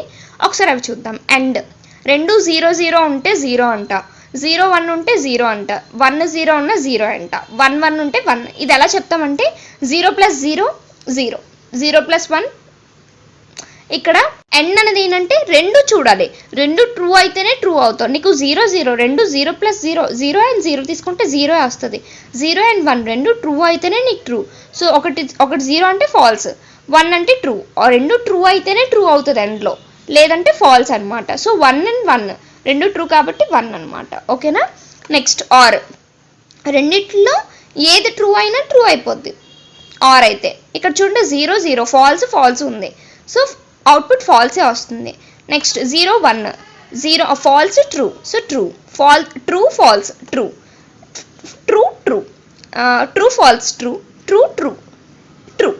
సో ఇది ఆర్ అనమాట. ఇలా ఉంటుంది. ఎక్స్ఆర్ గేట్ కూడా, ఎక్స్ఆర్లో డిఫరెంట్ అనమాట. 0 0 అయినా 0ఏ, 1 1 అయినా 0ఏ. నెక్స్ట్ నార్ గేట్ ఏంటి, నీ ఆర్ గేట్కి డిఫరెంట్లో ఉంటుంది అనమాట, అంటే ఆపోజిట్లో ఉంటుంది. 0 0 ఉన్నప్పుడు అక్కడ 0 ఉంది, ఇక్కడ చూస్తే 1 ఉంది. 0 1 1 0 1 1 ఉన్నప్పుడు అక్కడ 1 ఉంది, ఇక్కడ చూస్తే 0 ఉంది. అంటే ఆర్ గేట్కి ఆపోజిట్ నార్ గేట్. ఇక్కడ మీకు అర్థం అవ్వాలంటే చిన్న ఎగ్జాంపుల్ తీసుకుందాం. a = 5 అండ్ b = 7 అనమాట. సో బైనరీ నెంబర్స్లో రాస్తే 0 1 0 1 అంటే ఏంటి, 8421 బేస్ చేసుకొని ఉంటుంది. 8421 అంటే ఇక్కడ చూడండి, ఇది 8th పొజిషన్, అంటే ఇది 8 అనమాట, ఇది 4 అనమాట, ఇది 2, ఇది 1. సో 1 + మనకి 4 కలిపితేనే కదా 5. 8421 ఇది 2th పొజిషన్ అండ్ ఇది 4th పొజిషన్. 8421 బేస్ చేసుకొని అంటే ఇది 1, ఇది 4, ఎంత 5 అవుతుంది. 0 1 0 1 బైనరీ నెంబర్ అనమాట 5కి. నెక్స్ట్ 7, 4 + 2 + 1 ఎంత అంటే 7 కదా. 8421లోని 4కి 2కి 1కి మనం 1s పెడితే సరిపోద్ది కదా. బైనరీ నెంబర్ 7, 0 1 1 అనేది 7 యొక్క బైనరీ నెంబర్. ఇప్పుడు bit wise end operation perform చేయాలి. సో వాటికి ఎండ్ అనేది రాసుకున్నాం. 1 వన్ ఉంటే ఏం రాయాలి 1 అంట. సో కిందన 1 రాసాం. నెక్స్ట్ 0 అండ్ 1 ఉన్నాయంటే 0 1 ఉంటే 0 వేయాలి. సో కింద 0. 1 ఉంటే మళ్ళీ 1, సో 1 వేసాం. అండ్ నెక్స్ట్ 0 ఉంటే 0, సో ఆ 0 వేసాం. టోటల్గా ఏమైంది, దీని డెసిమల్ వాల్యూ ఎంత అంటే ఈ రెండిటికి బిట్ వైజ్ అండ్ ఫైండ్ చేస్తే 5 అనేది వచ్చిందనమాట. ఇది డెసిమల్ వాల్యూ 5, ఇది బైనరీ వాల్యూ. ఓకేనా? ఇలా బిట్ వైజ్ ఆపరేషన్ అనేది పెర్ఫామ్ చేస్తాం. దీని ఎగ్జాంపుల్ ఒకసారి చూద్దాం. నెక్స్ట్ ఆపరేటర్ ఏం తీసుకుంటున్నాం, నెక్స్ట్ ఏంటి అంటే bitwise operator. Java class bitwise క్లాస్ని తీసుకున్నాను. సో బిట్ వైజ్ ఆపరేటర్ని పెర్ఫామ్ చేయాలి. సో బిట్ వైజ్ అనగానే మనకి ఏంటి,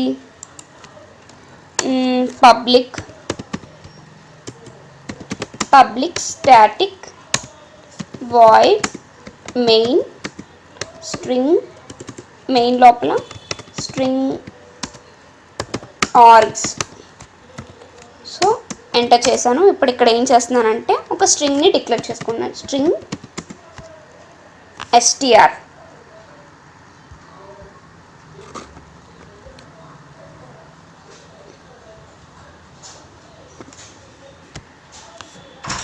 String str equals to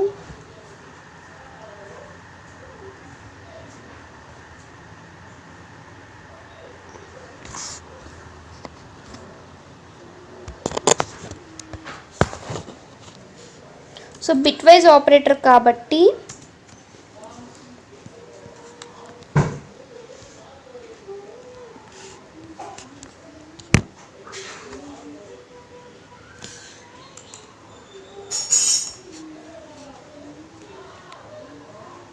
bit wise operator చూసుకుంటే ఇక్కడ మనకి సో వాల్యూస్ని డిక్లేర్ చేస్తున్నాను. ఇంట్ a ఈక్వల్స్ టు 1 అని, లేదా 3 తీసుకుందాం, అండ్ b ఈక్వల్స్ టు 4 తీసుకుందాం. ఇప్పుడు s out bitwise operator మనకు తెలుసు కదా, యాంపర్సెంట్ తీసుకుంటాం, a యాంపర్సెంట్ b అదొకటి ప్రింట్ చేస్తాం. And next system s out A or B అంటే ఎక్స్క్లూజివ్ ఆర్ తీసుకుంటున్నాను, ఎక్స్క్లూజివ్ ఆర్ బి. నెక్స్ట్ ఇంకా ఎస్ అవుట్ ఏస్ కాంప్లిమెంట్ అనమాట. సో నెగేషన్, లేదా ముందు నెగేషన్ పెట్టాలి ఏ. నెక్స్ట్ ఇంకా shift, right shift left shift ఉంటాయి కదా, S out A shift B, ఇలాంటివి ఇస్తాం అనమాట. ఇప్పుడు ఒకసారి దీన్ని రన్ చేస్తున్నాను. సో రన్ చేస్తే మనకి అవుట్పుట్లోని ఏ అండ్ బికి ఎండ్ క్యాలిక్యులేట్ చేస్తే ఏమొస్తుంది, 0. ఏ యాంపర్సెంట్ బికి చేస్తే 7 వస్తుంది. అండ్ నెక్స్ట్ కాంప్లిమెంట్ ఫైండ్ చేస్తే 4 వస్తుంది. ఏ షిఫ్ట్ బి అంటే 0 వస్తుంది. ఇలా అనమాట. ఇవి bit wise operators. Next operator ఏంటి అంటే లాజికల్ ఆపరేటర్. లాజికల్ ఆపరేటర్ అంటే logical and logical are logical not ఇవి ఉంటాయి అన్నమాట. ఏ అనేది బికి లాజిక్గా కరెక్టా కాదా చెక్ చేస్తుంది. A and B, A or B అనేది కరెక్టా కాదా చెక్ చేస్తుంది. అండ్ ఇంకా ఏ లాజికల్ నాట్ అంటున్నాం కదా, లాజికల్ నాట్ అంటే ఏంటి, ఏ అండ్ బి అనేవి లాజిక్గా ఈక్వలా కాదా, ఒకవేళ కాకపోతే నాట్ అనమాట, అలా అనమాట. ఇది లాజికల్ ఆపరేటర్. నెక్స్ట్ దీని ఎగ్జాంపుల్ ఒకసారి చూద్దాం. దీని ఎగ్జాంపుల్ చూస్తే మీకు బాగా అర్థమవుతుంది. నెక్స్ట్ ప్రోగ్రామ్ ఏంటి అంటే లాజికల్ ఆపరేటర్. సో లాజికల్ ఆపరేటర్కి ఒక న్యూ క్లాస్ తీసుకుంటున్నాను, లాజికల్ అనే క్లాస్ తీసుకున్నాను. లాజికల్ తీసుకున్న తర్వాత ఫస్ట్ లైన్ మనకు తెలుసు కదా, ఇంపోర్ట్ java.io.start సెమీకోలన్.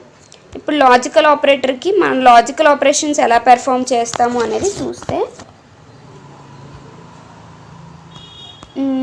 ఇప్పుడు లాజికల్ ఆపరేటర్స్ ఏవి ఉన్నాయి మనకు తెలిసినవి, యాంపర్సెంట్ ఆర్ అంటే ప్యారలల్ లైన్స్ ఉంటాయి కదా అది. సో అలా అనమాట. Public static void main string ఎక్కువ నేను చెప్పట్లేదు, మనకి ఎక్కువ ఆల్రెడీ మీకు ఒకటి జస్ట్ చేసి మీరు ట్రై చేస్తూ ఉండండి. నేను ఒక 2 చెప్పాను అనుకో, మీరు అన్ని ఆపరేటర్స్ ట్రై చేయాలన్నమాట. సో అండ్ ఒక కర్లీ బ్రేస్ ఓపెన్ చేస్తున్నాను, ఇక్కడ ఎస్ అవుట్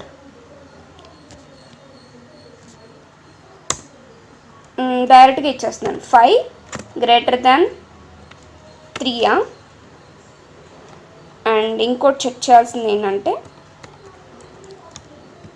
ఎండ్ అని ఇస్తున్నాను అనమాట, ఎండ్ సింబల్ ఇస్తాను ఇక్కడ.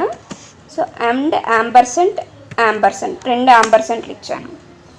8 <= 5 కాదు, సారీ 8 > 5.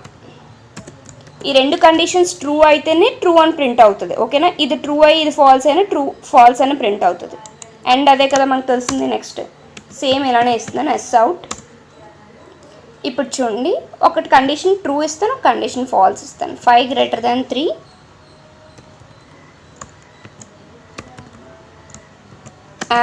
యాంపర్సెంట్ ఇస్తున్నాను. 8 <= 5 ఇచ్చాను. సేమే రిపీట్ చేస్తున్నాను, చూసుకోండి. కాకపోతే మనకి ఏం చేస్తున్నానంటే ఇలా ఇచ్చాను. సో ఇక్కడ ఇంకోటి ఎక్స్పెక్ట్ చేయాలి, ఎందుకంటే ఓకే సరిపోయిందా. అండ్ ఇక్కడ ఒకటి ఓపెన్ చేయాలి అండ్ లాస్ట్లో ఒకటి క్లోజ్ చేయాలి, ఓకే. సో యాంపర్సెంట్ ఇచ్చాను. సేమ్ ఇలానే ఇప్పుడు ఇవే తీసుకొని ఆర్ ఇస్తాను, Ctrl+C ఆర్ సింబల్ ఇస్తున్నాను. అంటే ఇక్కడ ఆర్ సింబల్ అనమాట. ఆర్ సింబల్ ఏంటి, ప్యారలల్ స్లాషే కదా. సో అది ప్యారలల్గా లైన్స్ వస్తాయి. ఆర్ సింబల్ ఇచ్చాను, పక్కన యాంపర్సెంట్ తీసేయాలి, ఓకే. ఇప్పుడు దీన్ని ఒకసారి రన్ చేస్తే ఏం అవుట్పుట్ వస్తుందో చూద్దాం. 2 ట్రూ అయితేనే ట్రూ, ఎండ్లో అయితే 2 ఫాల్స్ అయితేనే ఫాల్స్, ఆర్లో అయితే. సో ఏం చేసింది, ఈ 2 ఫాల్సా, ఇందులో ఒక ట్రూ కదా, ఈ 2 ట్రూ, సో అందుకని ట్రూ వచ్చింది. ఇక్కడ 2 ఫాల్స్, సో ఫాల్స్ వచ్చింది. మిగతావన్నీ ట్రూ. అంటే ట్రూలో ఏంటి, 2 ట్రూ అయితేనే ట్రూ, అంటే ఈ 2 ట్రూ కాబట్టి ట్రూ, ఇది ట్రూ ఇది ఫాల్స్ కాబట్టి మనకి ఫాల్స్ ప్రింట్ అయింది. ఇదేంటి అంటే లాజికల్ ఆపరేటర్. నెక్స్ట్ ఆపరేటర్ ఏంటి అంటే అసైన్మెంట్ ఆపరేటర్. అసైన్మెంట్ అంటే ఏంటి, వాల్యూస్ని అసైన్ చేస్తుంది. సో అసైన్మెంట్ ఆపరేటర్ చూసుకుంటే equals to, plus equals to, minus equals to, star equals to, divisible by equals to, ampersand అదే మాడ్యులస్ ఈక్వల్స్ టు ఇచ్చాం.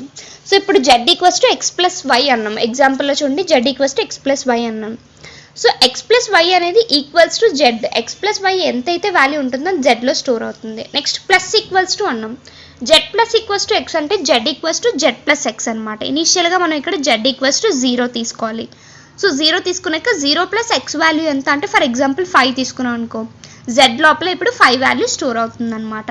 ఆపరేటర్స్ చాలా ఇంపార్టెంట్. అసైన్మెంట్ ఆపరేటర్స్ కూడా మీకు బాగా గుర్తుపెట్టుకోవాలని నేను ఇంతలా ఎక్స్ప్లెయిన్ చేస్తున్నాను. ఆపరేటర్స్ అండ్ లూప్స్ వస్తే half of the programming part మీకు వచ్చేస్తుంది. మరి చెప్తున్నాను, బాగా వినండి. నెక్స్ట్ మైనస్ ఈక్వల్స్ టు అంటే z = z-x. ఇలాంటివి మనం ప్రోగ్రామ్స్ చేస్తున్నప్పుడు మీకు బాగా అర్థమవుతుంది.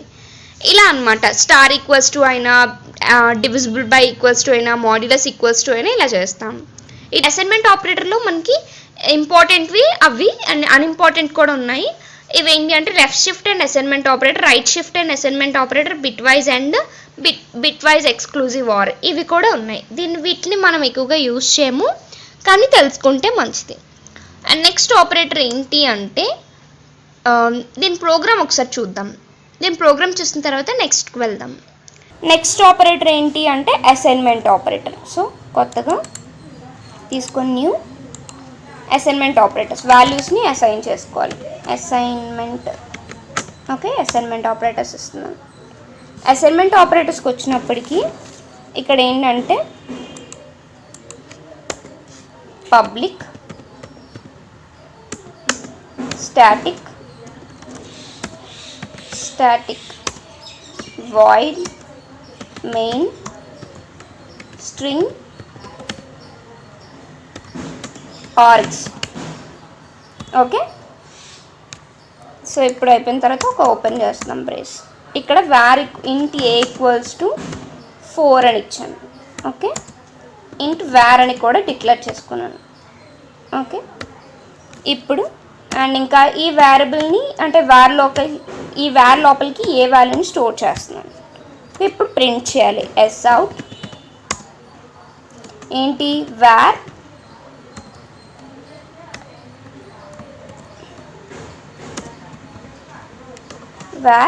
యూజింగ్ ఏం యూజ్ చేస్తున్నా అసైన్మెంట్ ఆపరేటర్ కదా, ఈక్వల్స్ టు అని చెప్పేసి డబుల్ కోట్స్ ఇక్కడ ప్లస్ వేర్ని ప్రింట్ చేస్తాను. వేర్లో ఏ వాల్యూ ఉందో అది ప్రింట్ చేయాలనుకుంటున్నాను. నెక్స్ట్ సేమ్ ఇలాగా ఏం చేస్తానంటే var plus equals to A అన్నాను. సో ఇప్పుడు వేర్ని ప్రింట్ చేయాలనుకుంటున్నాను. ఎస్ అవుట్ వేర్ యూజింగ్ ఎలా ప్లస్ ఈక్వల్స్ టు చేశాను, ప్లస్ ఈక్వల్స్ టు చేసి ఆ వేర్ని ప్రింట్ చేస్తున్నాను. వేర్ ఓకేనా. సేమ్ ఇలానే ఏం చేస్తున్నాను, ఇంకోటి స్టార్ ఈక్వల్స్ టు చేస్తున్నాను. Var star equals to A. S out var using star equals to. So star equals to ఇచ్చిన తర్వాత వేర్ని ప్రింట్ చేస్తున్నాను. ఇప్పుడు ఒకసారి దీన్ని రన్ చేస్తే మీకు అవుట్పుట్ ఏమొస్తుందో చూద్దాం. రన్ చేసిన తర్వాత అంటే ఏ వాల్యూ ఎలా స్టోర్ అయిందో అది మీకు చూపిస్తాను. Var equals to 4 and plus equals అంటే 4 + 4 8 అండ్ 4 × 8. ఇక్కడికి వచ్చినప్పటికి వేర్ వాల్యూ 8 ఉంది. సో 4 × 8 32. ఓకేనా. ఇక్కడ where value 8 and where into A అన్నాను 8 × 4. సో 32 ఇలా ప్రింట్ అయింది. ఓకేనా. ఇదేంటి, ఇదే ఆపరేటర్ అంటే assignment operator. And next operator ఏంటి అంటే మిస్సెలినియస్ ఆపరేటర్. అంటే ఏంటి, ఇక్కడ మనకి కండిషనల్ ఆపరేటర్, టెర్నరీ ఆపరేటర్ ఇలాంటివి ఉంటాయి కదా అవన్నమాట. సో కండిషనల్ ఆపరేటర్ని మనం టెర్నరీ ఆపరేటర్ అంటాం. ఇదేంటి అంటే ఫస్ట్ ట్రూవా కాదా చెక్ చేసుకునేటట్టు ఉంటుందన్నమాట. ఇప్పుడు నార్మల్గా నువ్వు ఆపరేటర్ రాసావనుకో, అది ఎలా అంటే ఒక ఎక్స్ప్రెషన్ తీసుకుంటావు, ఎక్స్ప్రెషన్ ట్రూవా కాదో చెక్ చేసుకుంటుంది. ఒక వేరియబుల్ ఎక్స్ అని డిఫైన్ చేసుకున్నావు, ఆ లోపల ఎక్స్ప్రెషన్ ఇచ్చావు. ఆ ఎక్స్ప్రెషన్ ట్రూ అయితే నెక్స్ట్ వాల్యూ చెక్ చేస్తుంది, ఆ నెక్స్ట్ ట్రూ ఆ ఫాల్సా చెక్ చేస్తుంది అనమాట. ఇది ఎగ్జాంపుల్ చూస్తే మీకు బాగా అర్థమవుతుంది. ఎగ్జాంపుల్ చూద్దాం. అండ్ నెక్స్ట్ ఆపరేటర్ ఏంటి అంటే conditional operator.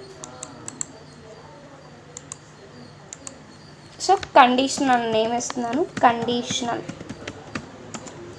So conditional operator ఏంటి, కండిషన్స్ని చెక్ చేస్తుంది. ఇప్పుడు ఈ ఆపరేటర్ నేను ఏం చేస్తున్నానంటే ఒక ఇయర్ ఇచ్చి ఒక డేట్ ఇచ్చి అది లీప్ ఇయరా కాదా అంటే ఒక నార్మల్గా ఫిబ్రవరిలో 28 డేస్ ఉంటే ఏంటి, 29 డేస్ ఉంటే ఏంటి అన్నట్టుగా ఒక ప్రోగ్రామ్ ఇస్తున్నాను. Public static void main string args. So ఇది మనకు తెలిసిందే. నెక్స్ట్ ఇప్పుడు ఓపెన్ చేశాను. ఇంట్ ఫెబ్ అనే ఫెబ్ అనే ఒక వేరియబుల్ని క్రియేట్ చేస్తాను. అది దాంట్లో 29 ఉంది వాల్యూ. ఓకేనా. ఇప్పుడు ఏం చేస్తున్నానంటే రిజల్ట్ని స్ట్రింగ్లో రిటర్న్ చేయాలి. అంటే లీప్ ఇయరా కాదని స్ట్రింగ్ రిజల్ట్ అని చెప్పేసి డిక్లేర్ చేసుకున్నాను. ఇప్పుడు result equals to conditional operator ఇక్కడ ఇస్తున్నాను అనమాట. ఫెబ్లో ఉన్న డేస్ ఈక్వల్స్ టు 28 అయితే క్వశ్చన్ మార్క్ ఫస్ట్ అంటే ఈ కండిషనల్ ఆపరేటర్ కానీ టెర్నరీ ఆపరేటర్ కానీ ఎలా ఇస్తాం, ఎక్స్ప్రెషన్ ఇస్తాం, క్వశ్చన్ మార్క్, తర్వాత మనకి ఏది కావాలంటే అది నాట్ లీప్ ఇయర్ లేదంటే లీప్ ఇయర్. ఎక్స్ప్రెషన్ ట్రూ అయితే ఫస్ట్ కండిషన్ ప్రింట్ అవుతుంది, ఎక్స్ప్రెషన్ ఫాల్స్ అయితే సెకండ్ కండిషన్ ప్రింట్ అవుతుంది. ఓకేనా.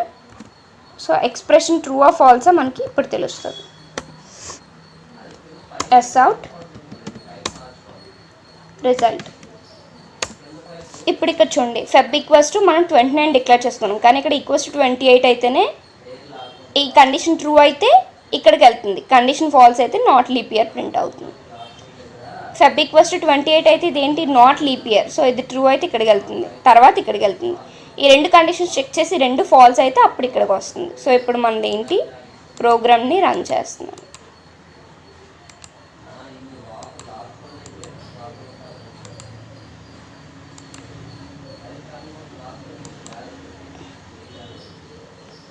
అసైన్మెంట్ రన్ అవుతుంది అనుకుంటాను. కండిషనల్ని రన్ చేయాలి. కండిషనల్ రన్ చేయాలంటే ఇక్కడ నేను క్లాస్ కండిషనల్ ఇస్తున్నాను. కండిషనల్ క్లాస్ని రన్ చేయాలనుకుంటున్నాను. సో ఇప్పుడు కండిషనల్ క్లాస్ని రన్ చేస్తే ఎక్కడైనా ఎర్రర్స్ ఉన్నాయో లేదో చూసుకుంటాను. ఓకే, కండిషనల్ రన్ చేస్తే ఎక్కడో ఎర్రర్ ఉంది. ఎక్కడ అంటే పబ్లిక్ స్టాటిక్ మెయిన్ తప్పిచ్చాను, అందుకే మనకి అక్కడ రాలేదు. ఓకే, ఇక్కడ చూడండి. ఇప్పుడు రన్ చేస్తాం. సో రన్ చేసిన తర్వాత సో అవుట్పుట్లో ఏమొస్తుంది? ఫెబ్ ఈక్వల్స్ టు 29 ఇచ్చాను. 29 అనేది ట్రూ కదా, లీప్ ఇయర్ అనమాట.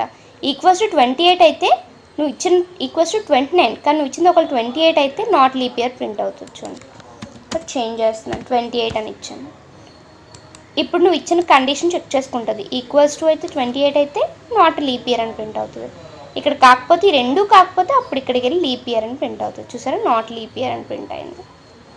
ఓకే, ఇదేంటి అంటే కండిషనల్ ఆపరేటర్. నెక్స్ట్ ఏంటి అంటే ఇందులోనే సెకండ్ ఆపరేటర్ ఏంటంటే instance of operator. Instance of operator అంటే నార్మల్గా ఇన్స్టాన్స్ అనగానే ఏంటి, మనం నార్మల్గా ఇన్స్టాన్స్ వేరియబుల్ డిక్లేర్ చేస్తాం కదా, అలానే అనమాట. ఆబ్జెక్ట్ రెఫరెన్స్ చెప్తుంది ఈ ఆపరేటర్ అనేది. నీ ఆబ్జెక్ట్ ఏ ఆబ్జెక్ట్ని యూజ్ చేస్తుంది, దాని రిఫరెన్స్ ఏంటి అనేది చెప్తుంది ఇన్స్టాన్స్ ఆఫ్. ఇప్పుడు ఒకరు ఫర్ ఎగ్జాంపుల్ స్ట్రింగ్ యూజ్ చేసావు అనుకో, స్ట్రింగ్ ఇన్స్టాన్స్ ఆఫ్ అంటే దాని ఇన్స్టాన్స్ ఏదైతే దాని రిఫరెన్స్ని నీకు చూపిస్తుంది రిజల్ట్లోకి, అలా అనమాట. ఇది నీకు అర్థం అవ్వాలంటే ఎగ్జాంపుల్ చూస్తే మీకు అర్థమవుతుంది. దీని ఎగ్జాంపుల్ కూడా చూద్దాం. అంటే instance of operator instance of operator example చూద్దాం. Instance of operator. So instance of create చేస్తున్నాను. ఈ ఇన్స్టాన్స్ ఆఫ్ ఆపరేటర్ యొక్క ఎగ్జాంపుల్ చూస్తే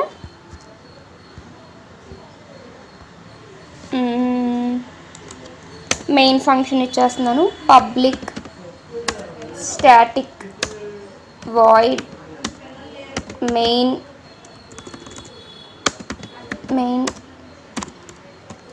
స్ట్రింగ్ ఆర్గ్స్.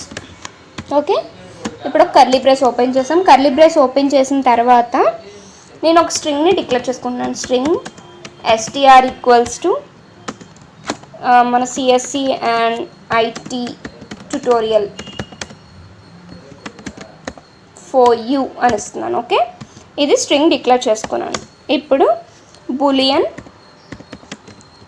రిజల్ట్ అంటే మనకి ట్రూ ఆర్ ఫాల్స్లో ప్రింట్ అవ్వాలి. ఇప్పుడు result equals to str.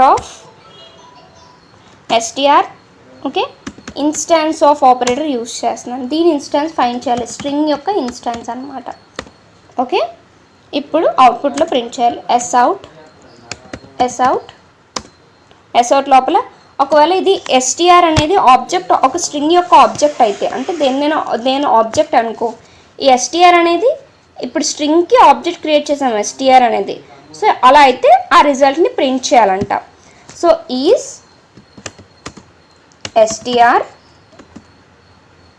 str అనేది దీని స్ట్రింగ్ యొక్క ఆబ్జెక్టే కదా, అన్ ఆబ్జెక్ట్ ఆఫ్ స్ట్రింగ్, ఈ స్ట్రింగ్ యొక్క ఆబ్జెక్టే కదా. సో అలా అయితే ఇప్పుడు రిజల్ట్ని ప్రింట్ చేయాలి. Plus result. ఓకేనా, ఇప్పుడు దీన్ని ఒకసారి రన్ చేస్తాం. ఫస్ట్ ఏం చేస్తుంది, ఇక్కడ ఒకసారి డీబగ్ చేసి చూపిద్దాము, ట్రై చేస్తాను. ఇన్స్టాన్స్ ఆఫ్ ఆపరేటర్ అంటే దాని ఇన్స్టాన్స్ చెప్తుంది, అంటే వాళ్ళు ట్రూ అయితే రిజల్ట్ని ప్రింట్ చేయాలి. సో ఇదే ప్రింట్ చేస్తుంది. ఓకేనా, సో ఇక్కడ చూడండి ట్రూ అని ప్రింట్ చేస్తుంది, అంటే రిజల్ట్ అనేది ట్రూ కదా, దానికి సంబంధించిందే కాబట్టి ట్రూ ప్రింట్ చేస్తుంది. ఇది instance of operator. Next method అంటే ఏంటి, ఒక మెథడ్ని డిక్లేర్ చేయాలంటే ఎలా డిక్లేర్ చేస్తాం. నార్మల్గా మెథడ్ అనేది ఏంటంటే ఇది మనకి సి ప్రోగ్రామింగ్లో చూస్తే ఫంక్షనే ఇక్కడ మెథడ్ అనమాట. ఇందు లోపల మనకి స్టేట్మెంట్స్ ఉంటాయి. ఆ స్టేట్మెంట్స్ అన్నీ కలిపి ఒక టాస్క్ని పెర్ఫామ్ చేస్తాయి అనమాట. ఇప్పుడు ఫర్ ఎగ్జాంపుల్ println ఉంది. సో println లోపల నువ్వు ఏది ఇచ్చినా సరే ఆ println అనేది అదొక మెథడ్ అనమాట. నువ్వు ఏది ఇచ్చినా సరే అది అవుట్పుట్లో నీకు అదే డిస్ప్లే చేస్తుంది. సో println అనేది అదొక మెథడ్. నువ్వు హెలో హాయ్ ఏమి ఇచ్చినా సరే అవుట్పుట్లో అది డిస్ప్లే చేస్తుంది. ఇది మెథడ్ అంటే మీకు అర్థమై ఉండొచ్చు. మెథడ్ని ఎలా క్రియేట్ చేస్తావు, అసలు మెథడ్ లోపల ఉన్న వేరియబుల్స్ ఏంటి అవి చూద్దాం. ఇక్కడ చూడండి పబ్లిక్. సో పబ్లిక్ అనేది ఏంటి అంటే ఇది ఒక యాక్సెస్ మోడిఫైయర్ అనమాట. ఓకేనా, అంటే నువ్వు పబ్లికా ప్రైవేటా ప్రొటెక్టెడ్ అని మెథడ్ అనేది ప్రైవేట్గా ఉండాలి పబ్లిక్గా ఉండాలి అలా డిక్లేర్ చేసుకుంటావు. నెక్స్ట్ ఇంట్. ఇంట్ అనేది ఏంటంటే రిటర్న్ టైప్. నువ్వు ఇంట్ ఒక ఏదైనా వాల్యూని రిటర్న్ చేయాలనుకుంటే ఇంట్ అని ఇస్తావు, లేదా వాల్యూని రిటర్న్ చేయాలంటే పబ్లిక్ వాయిడ్ మెథడ్ నేమ్ అని ఇస్తావు. ఓకేనా, ఇక్కడ నేను ఇంట్ ఇచ్చాను కాబట్టి ఖచ్చితంగా వాల్యూని రిటర్న్ చేయాలి. Next method name. నీకు నచ్చిన మెథడ్ నేమ్ తీసుకుంటావు అనమాట. నువ్వు ఒక ఎడిషన్ పెర్ఫామ్ చేసావు అనుకో, మెథడ్ నేమ్ ఏంటి యాడ్ అని తీసుకుంటావు. మెథడ్ నేమ్ ఎప్పుడు కూడా స్మాల్ లెటర్తో ఉండాలి, క్లాస్ నేమ్ ఎప్పుడు కూడా క్యాపిటల్ లెటర్తో ఉండాలి. అండ్ ఇప్పుడు దీని లోపల వేరియబుల్స్ని డిక్లేర్ చేసుకుంటాం. ఇక్కడ ఏంటి అంటే పారామీటర్స్ అయినా ఆర్గ్యుమెంట్స్ అయినా ఏదో ఒకటి అంటాం అనమాట. ఓకేనా, అండ్ నెక్స్ట్ ఇది ఏంటి అంటే బాడీ. నీ ప్రోగ్రామ్ నీ మెథడ్ యొక్క బాడీ అనమాట. దాని లోపల స్టేట్మెంట్స్ ఇస్తావు. ఈ మెథడ్ లోపలికి వెళ్ళిన తర్వాత ఆ స్టేట్మెంట్స్లో నువ్వు ఏది ఇచ్చావో ఆ కండిషన్ చూసుకొని ఎగ్జిక్యూట్ అవుతుంది కంపైలర్ అనేది. ఇది మెథడ్ని ఎలా క్రియేట్ చేసామో అర్థమైంది కదా. నెక్స్ట్ చిన్న ఎగ్జాంపుల్ చూద్దాం. అంటే మీకు బేసిక్గా ఇక్కడ మనకి ఎక్స్ప్లెనేషన్ అయితే నేను వేరే ప్రోగ్రాంలో ఇస్తాను, ఇంకా మీకు డీటెయిల్గా అర్థం అవ్వాలంటే ఒక చిన్న ఎగ్జాంపుల్ చూద్దాం. పబ్లిక్ అని ఉంది, ఇదేంటి అంటే మోడిఫైయర్ అని చెప్పాం. రిటర్న్ టైప్ ఇంట్ అన్నాం. మెథడ్ నేమ్ మ్యాక్సిమం వాల్యూని ఫైండ్ చేయాలంట. సో ఇంట్ అనేది ఏదైనా వాల్యూని రిటర్న్ చేయాలంటే ఇంట్ అని ఇస్తావు, వాల్యూని రిటర్న్ చేయక్కర్లేదు అంటే వాయిడ్ అని ఇస్తావు. ఇంట్ ఎక్స్ ఇంట్ వై అని తీసుకున్నాం. ఇవేంటి అంటే పారామీటర్స్. ఇప్పుడు బాడీ లోపలికి వచ్చింది. ఎక్స్ అనేది గ్రేటర్ దాన్ వైయా కాదా చెక్ చేసుకుంటుంది. ఒకవేళ X values and Y values నువ్వు కింద ఎక్కడో ఇచ్చావు, X equals to 20 and Y equals to 30 అని ఇచ్చావు. ఎక్స్ ఇస్ గ్రేటర్ దాన్ వైయా అంటే 20 ఇస్ గ్రేటర్ దాన్ 30యా? ఒకవేళ అలా అయితే రిటర్న్ ఎక్స్, ఒకవేళ కాకపోతే ఎల్స్ కండిషన్లోకి వస్తుంది. ఒకవేళ కండిషన్ ఫాల్స్ అయితే బయటకు వస్తుంది లూప్. ఈ లూప్స్ చెప్పేటప్పుడు మీకు అర్థమవుతుంది. కండిషన్ ఫాల్స్ అయితే బయటకు వస్తుంది, ఎల్స్లోకి వెళ్తుంది. So 20 is greater than 30 condition false, so ఎల్స్లోకి వచ్చి వైని ప్రింట్ చేస్తుంది. అంటే ఏంటి 30ని ప్రింట్ చేస్తుంది అనమాట. ఇది బాడీ, ఇది మెథడ్. దీని ఎగ్జాంపుల్ చూస్తే మీకు బాగా అర్థమవుతుంది మెథడ్ అంటే ఏంటి. దానికి సంబంధించిన ఒక ఎగ్జాంపుల్ చూద్దాం. యాడ్ నెంబర్స్ కానీ ఏదైనా ఒక మెథడ్ని తీసుకొని చూపిస్తాను. మెథడ్ ఎగ్జాంపుల్ కాబట్టి మెథడ్ అని ఇస్తున్నాను. So method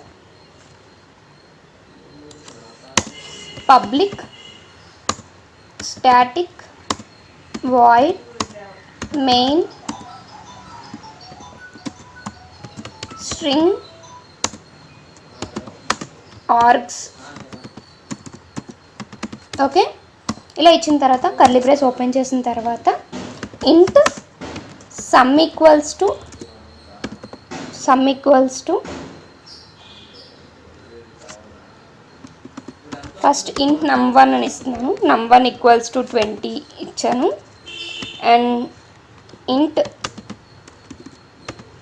num2 equals to 40 ఇచ్చాను. ఓకే, ఇప్పుడు మెథడ్కి సంబంధించిన ఆబ్జెక్ట్ని క్రియేట్ చేస్తాను. మెథడ్ ఓబీజే, ఆబ్జెక్ట్ కాబట్టి ఓబీజే అని తీసుకుంటున్నాను. Equals to new method. మెథడ్కి సంబంధించిన ఆబ్జెక్ట్ని క్రియేట్ చేస్తున్నాను. Okay, semicolon. ఇప్పుడు ఏం చేయాలి, ఆ మెథడ్ని కాల్ చేసుకోవాలి. ఎలా అంటే ఇంట్ రిజల్ట్ అనేది డిక్లేర్ చేసుకున్నాను. Result equals to OBJ dot add నెంబర్స్ని యాడ్ చేయాలి కదా. సో యాడ్ నెంబర్స్ అనే ఒక మెథడ్ని తీసుకుంటున్నాను. అదేంటి num1 num2. ఇది యాడ్ మెథడ్ అనేది ఒకటి తీసుకున్నాను. సో మెథడ్ డిక్లేర్ చేసిన తర్వాత మెథడ్కి సంబంధించింది రాయాలి కదా. సో ఇక్కడ మెథడ్ రాస్తాను. పబ్లిక్ ఇంట్ యాడ్ మెంబర్స్ ఏదైతే ఉందో యాడ్ నెంబర్స్ అనే మెథడ్ తీసుకున్నాను. ఇంట్ ఇక్కడ మాత్రం మార్చాను వేరియబుల్స్. ఇంట్ ఏ ఇంట్ బి అన్నాను. ఓకే, సో ఇలా తీసుకున్న తర్వాత ఇప్పుడు ఇందులోకి summation int sum equals to A plus B చేస్తున్నాను. ఓకేనా, ఇలా అయిన తర్వాత రిటర్న్ సమ్ని రిటర్న్ చేస్తున్నాను. ఎందుకు రిటర్న్ చేశాను, పైన ఇంటితో కదా డిక్లేర్ చేసుకున్నాను. సో రిటర్న్ చేస్తున్నాను. ఇక్కడ యాడ్ నెంబర్స్ అనగానే లూప్ అనేది ఇక్కడికి వెళ్తుంది. ఇక్కడ నెంబర్స్ నువ్వు ఏదైతే ఇచ్చో 20 and 40 వీటితో హోల్డ్ చేసుకొని వీటికి పంపిస్తుంది. సో ఏ అనేది 20 అవుతుంది, బి అనేది 40 అవుతుంది. అండ్ ఇక్కడ సమ్మేషన్ క్యాలిక్యులేట్ చేసి సమ్ని రిటర్న్ చేస్తుంది. ఇక్కడికి వచ్చినప్పటికి ఎస్ అవుట్ ఏం ప్రింట్ చేయాలి, ద సమ్ ఈజ్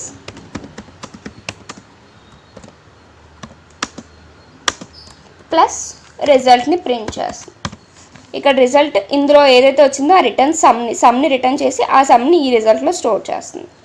సో ఇప్పుడు ఒకసారి రన్ చేద్దాం. మెథడ్ని రన్ చేస్తే మనకు అవుట్పుట్ ఏమొస్తుంది, 20 + 40 60 అనేది అవుట్పుట్ వస్తుంది. The sum is 60. ఇది ఒక మెథడ్ని డిక్లరేషన్. సో ఇక్కడ మెథడ్ని కాల్ చేసుకుంటున్నాం అనమాట. కాల్ చేసుకుంటే ఆ మెథడ్ ఇక్కడికి వెళ్తుంది. దీని మొత్తాన్ని ఇక్కడ కాల్ చేసుకున్నాం అనమాట. ఇది method. Next topic constructor. Constructor అనేది ఏంటంటే, ఈ కన్స్ట్రక్టర్ అనేది నార్మల్గా ఒక్కసారి ఆబ్జెక్ట్ క్రియేట్ చేస్తావు కదా, ఎక్కడ క్రియేట్ చేస్తావు, ఇన్స్టాన్స్ ఆఫ్ ఆబ్జెక్ట్ క్రియేట్ చేసిన తర్వాత నువ్వు క్లాస్ నేమ్ ఏదైతే క్లాస్ నేమ్ ఇచ్చావో అదే క్లాస్ నేమ్తో ఒక మెథడ్ని ఒక కన్స్ట్రక్టర్ని డిఫైన్ చేసుకుంటావు.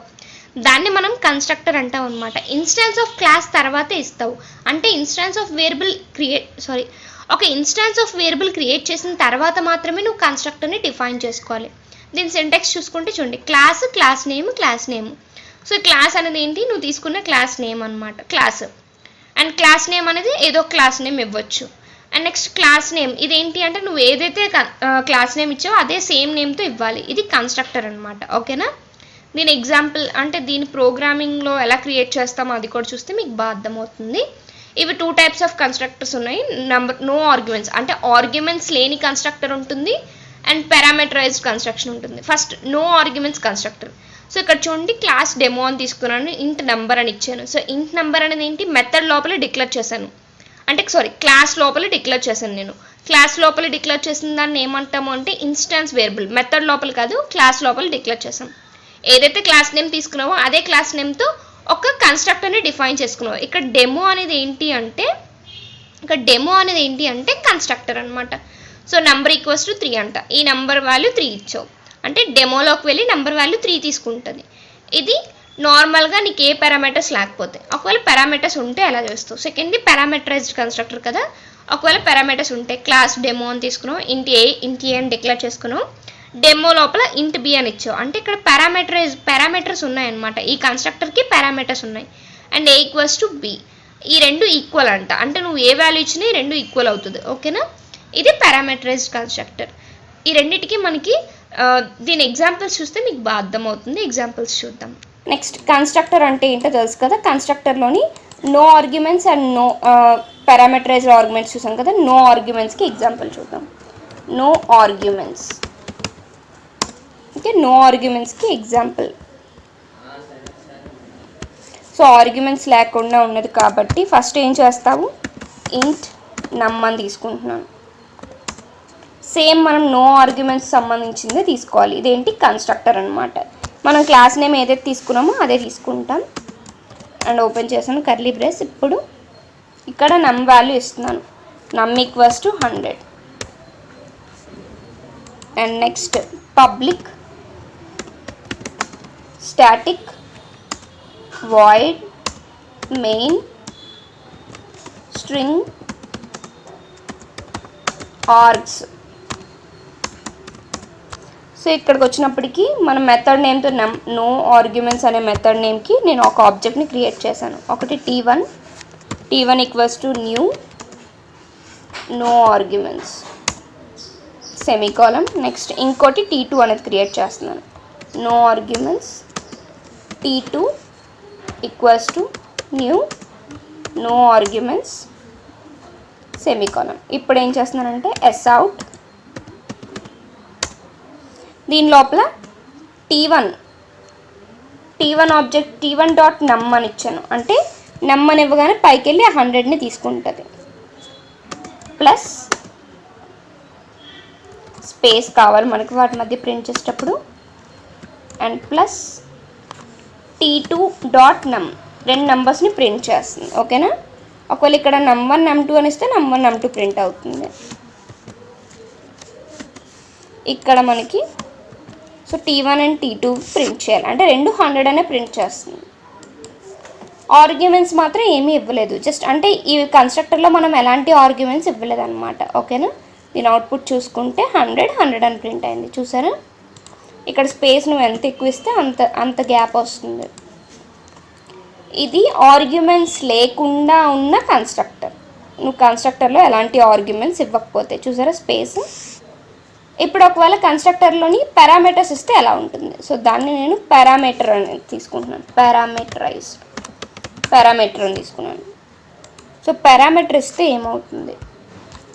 క్లాస్ తీసుకున్నాము, ఇంట్ ఎక్స్ అని డిఫైన్ చేసుకున్నాను. ఇప్పుడు ఏదైతే పారామీటర్ ఉందో అదే నేమ్తో కదా మనం తీసుకోవాలి. సో కన్స్ట్రక్టర్ని తీసుకున్నాను. కన్స్ట్రక్టర్ లోపల ఇంట్ ఐ అని ఇచ్చాను. ఓకే, అంటే పారామీటర్ని డిక్లేర్ చేసుకున్నాను. ఓపెన్ ద బ్రేస్ చేశాను and X equals to I అన్నాను. ఎక్స్ని ఐని ఈక్వల్ చేశాను. ఇప్పుడు ఇక్కడికి వచ్చినప్పటికీ public static void main string args. So ఇలా తీసుకున్నాను. ఈ స్ట్రింగ్ పక్కనైనా ఇవ్వచ్చు, ఆర్గ్స్ పక్కనైనా స్క్వేర్ బ్రేసెస్ ఇవ్వచ్చు అనమాట. సో ఇప్పుడు మనం తీసుకున్న పారామీటర్కి నేను ఆబ్జెక్ట్స్ని క్రియేట్ చేస్తాను. P1 అనే ఆబ్జెక్ట్ తీసుకుని P1 న్యూ పారామీటర్. ఓకే, దీని లోపల వాల్యూస్ ఇస్తున్నాను. 100 ఒకటి ఐలో స్టోర్ అవుతాయి అన్నమాట ఇవి. Okay, parameter P2 equals to new parameter. లోపల ఏంటి వాల్యూ ఇస్తున్నాను, 200 ఒకటి ఇచ్చాను. ఇది కూడా హైలోనే స్టోర్ అవుతుంది. సో ఇప్పుడు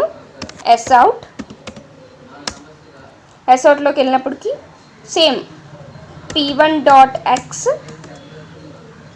plus space P2 dot X. And ఇక్కడ ముందు ప్లస్ పెట్టడం మర్చిపోకూడదు, ప్లస్.